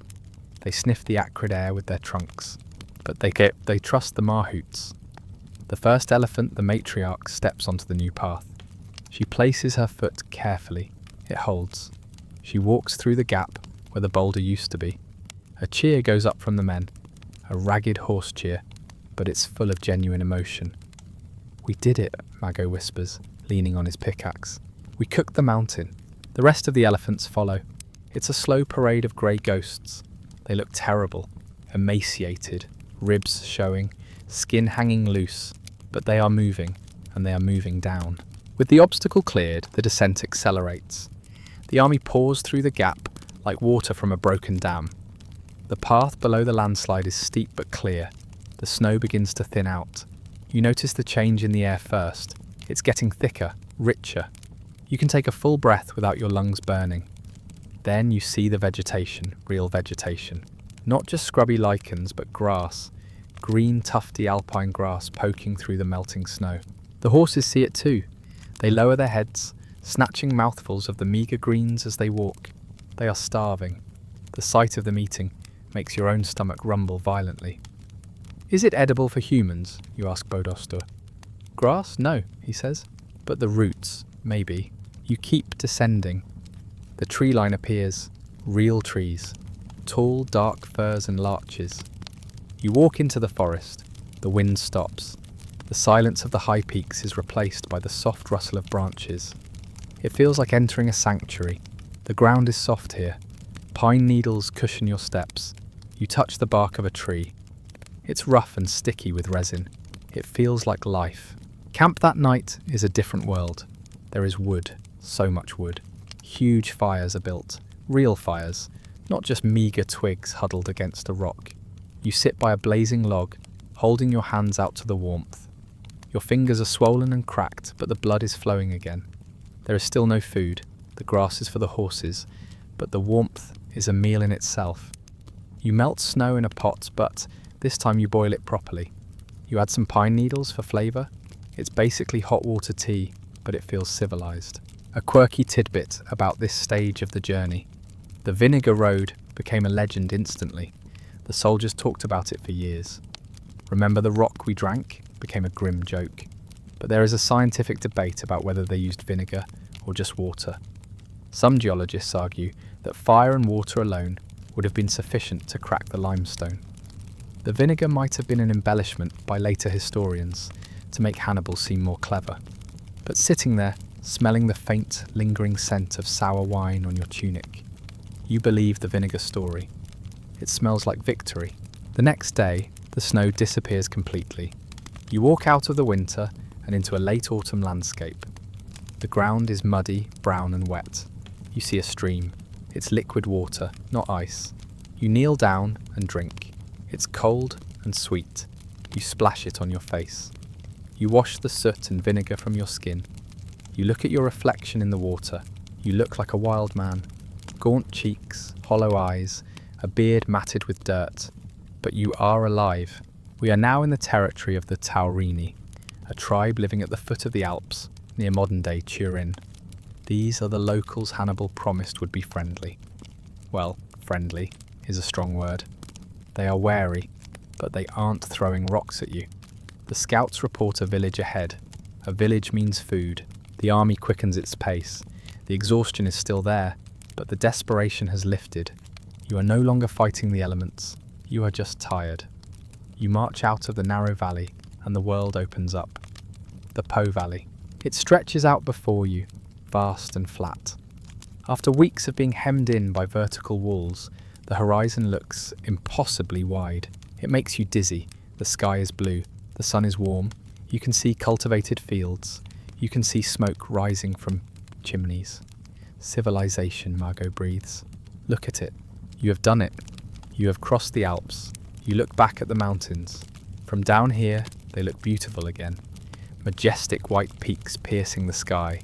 It's hard to believe that up there, in those clouds, you almost died a dozen times. It feels like a bad dream. The snow, the ice, the hunger, the falling mules. It's all behind you now. But the cost. Hannibal orders a muster. He needs to count the survivors. You stand in formation on the grassy plain. The ranks are thin, painfully thin. Here is the mainstream historical fact that hits you like a punch in the gut.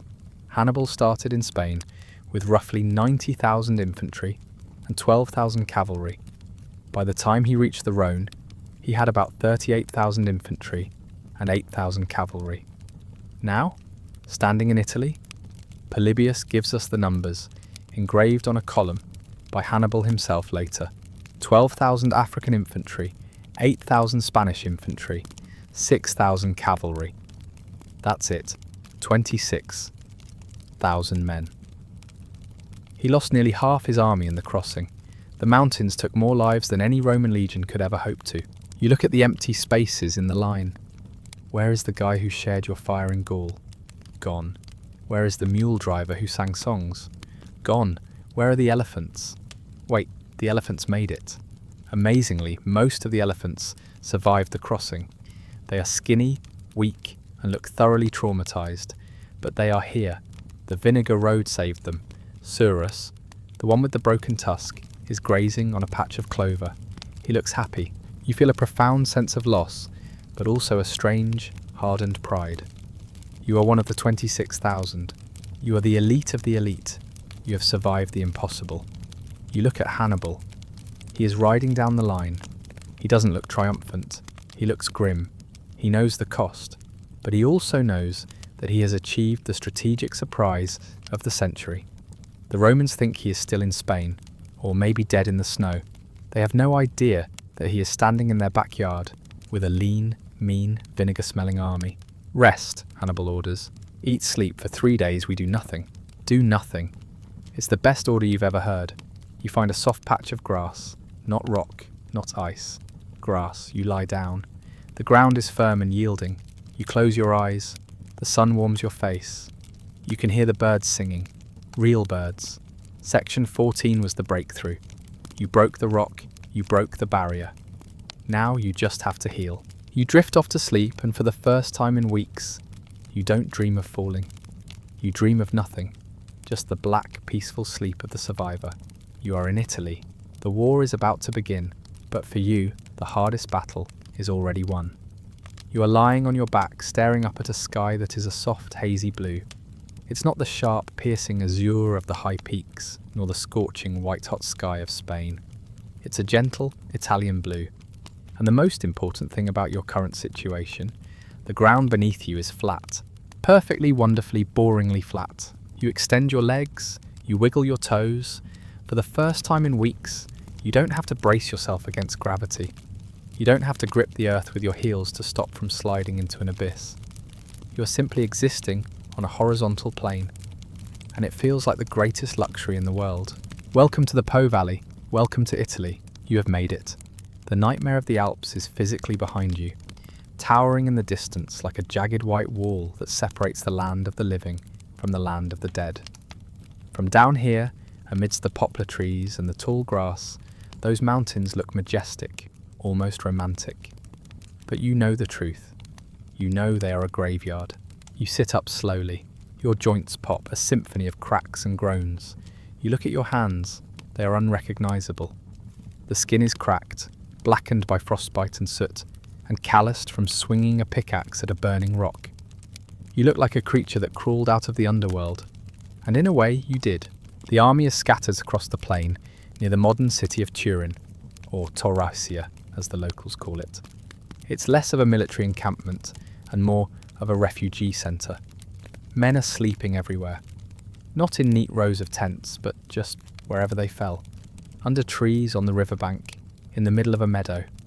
The discipline that defined the march from New Carthage has dissolved into pure, unadulterated exhaustion. You watch an elephant, it looks like Surus, slowly pulling up a clump of grass with his trunk. He chews it methodically, his eyes half closed.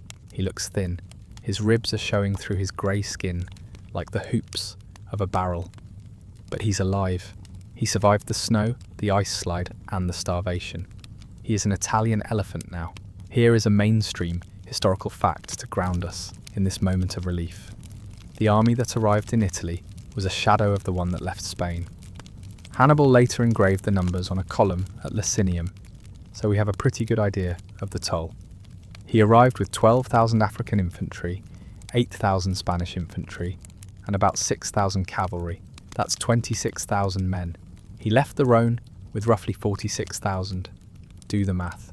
The Alps took nearly half the army. 20,000 men are gone, left in the ravines, buried under avalanches, or frozen on the passes. You look around at the survivors. These aren't just soldiers anymore. They are the Alps veterans. They have a look in their eyes, the 1,000-yard stare of men who have seen nature try to kill them and survived. You see Mago washing his tunic in a stream. He's lost weight. His belt is cinched tight on the last hole. "We need new clothes," he says, holding up the tattered wool. "This smells like vinegar and fear." "At least it doesn't smell like death," you reply. But the rest isn't quite total yet. There is one small final hurdle. The locals here, the Taurini tribe, aren't exactly rolling out the red carpet. They are enemies of the Insubres, Hannibal's allies further east, so naturally they view a Carthaginian army in their backyard with deep suspicion. Hannibal, despite his exhausted troops, knows he needs a base. He needs food, horses, and a roof over his head. So he does what he does best. He initiates a hostile takeover. It's a brief, brutal affair. The army shakes off its lethargy for 3 days to lay siege to the Taurini capital, likely modern Turin. You participate, but your heart isn't in it. You scale the walls, you fight the skirmishes, but it feels like sleepwalking. The Taurini, terrified by these gaunt, desperate men and their monsters, surrender quickly. The city is yours, the granaries are yours, finally, truly you can rest. This is where the real recovery begins. You are billeted in a Taurini house. It has a roof, it has a fire pit, it has dry straw to sleep on. For the next week, your only job is to eat. And oh, the food. After months of hardtack, vinegar and boiled leather, fresh bread tastes like cake. Roasted pork tastes like manna from the gods. You eat until your stomach hurts, then you sleep, then you eat again. It's a primal cycle of refueling. You can feel your strength returning, the muscles filling out, the fog in your brain lifting. A quirky tidbit about this recovery period. The horses and elephants needed arguably more care than the men. Their hooves were destroyed by the rocks and ice. The veterinarians spent weeks treating abscesses and rot. The horses were fed a mash of grain and wine, yes, wine, to build their strength back up quickly. Imagine a drunken horse stumbling around a paddock. It's a funny image, but in ancient veterinary medicine, wine was a disinfectant and a source of calories. While you are recovering, the news of your arrival is spreading like wildfire. To the south, the Roman Republic is in shock. They thought Hannibal was trapped in Spain, then they thought he died in the mountains. Now, messengers are galloping into Rome with the impossible news. He's here, he's in the Po Valley, and he brought the elephants. Scipio, the consul you dodged at the Rhone, is stunned. He had rushed back to Italy from Massilia, expecting to catch you as you emerged from the mountains, weak and disorganized. He is racing north now, crossing the Po River, eager to crush this exhausted army before it can regain its strength. But he is too late. Every day you spend eating Taurini bread and sleeping on Taurini straw, you are getting stronger. The ghost army is becoming flesh and blood again. You sit by a fire in the captured city, sharpening your sword. It's a falcata, the curved blade of the Spanish tribes. It's nicked and scratched from the journey, but the edge is still razor sharp. Bodastor is polishing his shield. He has hammered out the dents from the rockfall. Do you think they are coming? He asks. The Romans? You nod. They have to. We're in their house. Good, he says, a dark look crossing his face. I want to hit something that isn't a rock. There is a fringe theory among historians that Hannibal's pause here wasn't just for rest, but to wait for Gallic allies to join him. He had been promised thousands of warriors from the Boii and Insubres tribes, but they are slow to arrive. The Romans are pressing them hard. So, for now, you are alone. Just the 26,000 of you against the might of Rome. But you aren't afraid. Why should you be? You just walked over the roof of the world. You defeated winter itself. A Roman legionnaire? He's just a man. He hasn't seen what you've seen. He hasn't drunk vinegar steam on a cliff edge. You feel a strange, cold confidence. You are the survivors. You are the hardest men on the planet right now. The weather in the valley is turning. It's November. The autumn rains are starting. But rain is nothing. Rain is just water. It's not ice. You stand outside, letting the drizzle soak your new tunic. It feels cleansing. You look north. The Alps are shrouded in clouds again. The pass you crossed is likely buried under 10 feet of snow by now. The door has slammed shut behind you. There is no retreat. The only way home is through Rome. Hannibal rides through the camp. He looks different too. The haggard, frozen look is gone. He looks sharp, predatory. He knows Scipio is coming. He knows the first real battle, the Battle of the Ticinus, is weeks away. But he also knows he has already won the biggest gamble in history. He is in Italy. He has the initiative. You finish sharpening your sword. You test the edge with your thumb. A thin line of red appears. Perfect. You sheath it. You aren't a mountain climber anymore. You are a soldier again. But that is a story for another night. The battles of Trebia, Lake Trasimene and Cannae. Those are the nightmares waiting in the future. For tonight, there is no war. There is only the soft rustle of the straw mattress, the smell of wood smoke, the full belly, and the incredible, unbelievable sensation of being warm. You lie back. You think about the journey. New Carthage, the Ebro, the Pyrenees, the Rhone, the Alps. It feels like a lifetime ago. You close your eyes. The images flash behind your eyelids. The sun on the sea, the elephants swimming, the white rock, the fire against the stone, the green valley. You take a deep breath. The air is sweet. You are safe. You have done the impossible. You are Hannibal's soldier. and you have arrived. Wind down. The fire in the hearth has burned down to glowing embers, casting a soft, pulsing orange light across the room. The shadows dance gently on the walls, slow and rhythmic, like the breathing of the world. You let your own breathing slow down to match it, in and out, in and out. The journey is over now. The mountains are far behind you, silent and still under their blanket of white. They cannot touch you here. The wind that howled through the passes has softened into a gentle breeze that rustles the leaves outside your window. It is a quiet sound, a peaceful sound. Your legs, which have carried you so far, are heavy and relaxed. You can feel the tension melting out of your muscles, sinking into the earth beneath you. The aches of the climb are fading, replaced by a deep, comforting heaviness. You are warm, you are safe. There is nothing you need to do.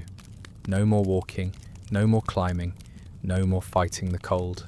Imagine the green valley spreading out around you, lush, soft grass stretching to the horizon. The sun is setting, painting the sky in shades of lavender and gold. The air smells of damp earth and pine, a scent that grounds you, holds you. The river flows nearby, a steady murmuring presence. Shh, shh. It washes away the dust of the road. It washes away the noise of the army. You are drifting now, drifting like a leaf on that slow river. The images of the journey are fading, becoming soft and blurry, like a watercolour painting left in the rain. The elephants are just grey clouds. The rocks are just pillows. Everything is soft. Everything is still. Let the darkness wrap around you like a warm wool cloak. It is a friendly darkness. It protects you. It invites you to rest. Your eyes are heavy. So heavy. You let go of the story. You let go of the history. You are just here, in this moment of perfect peace. Sleep is coming to claim you. It is the reward for the long march. Deep, dreamless sleep. Good night, traveller. The road is done.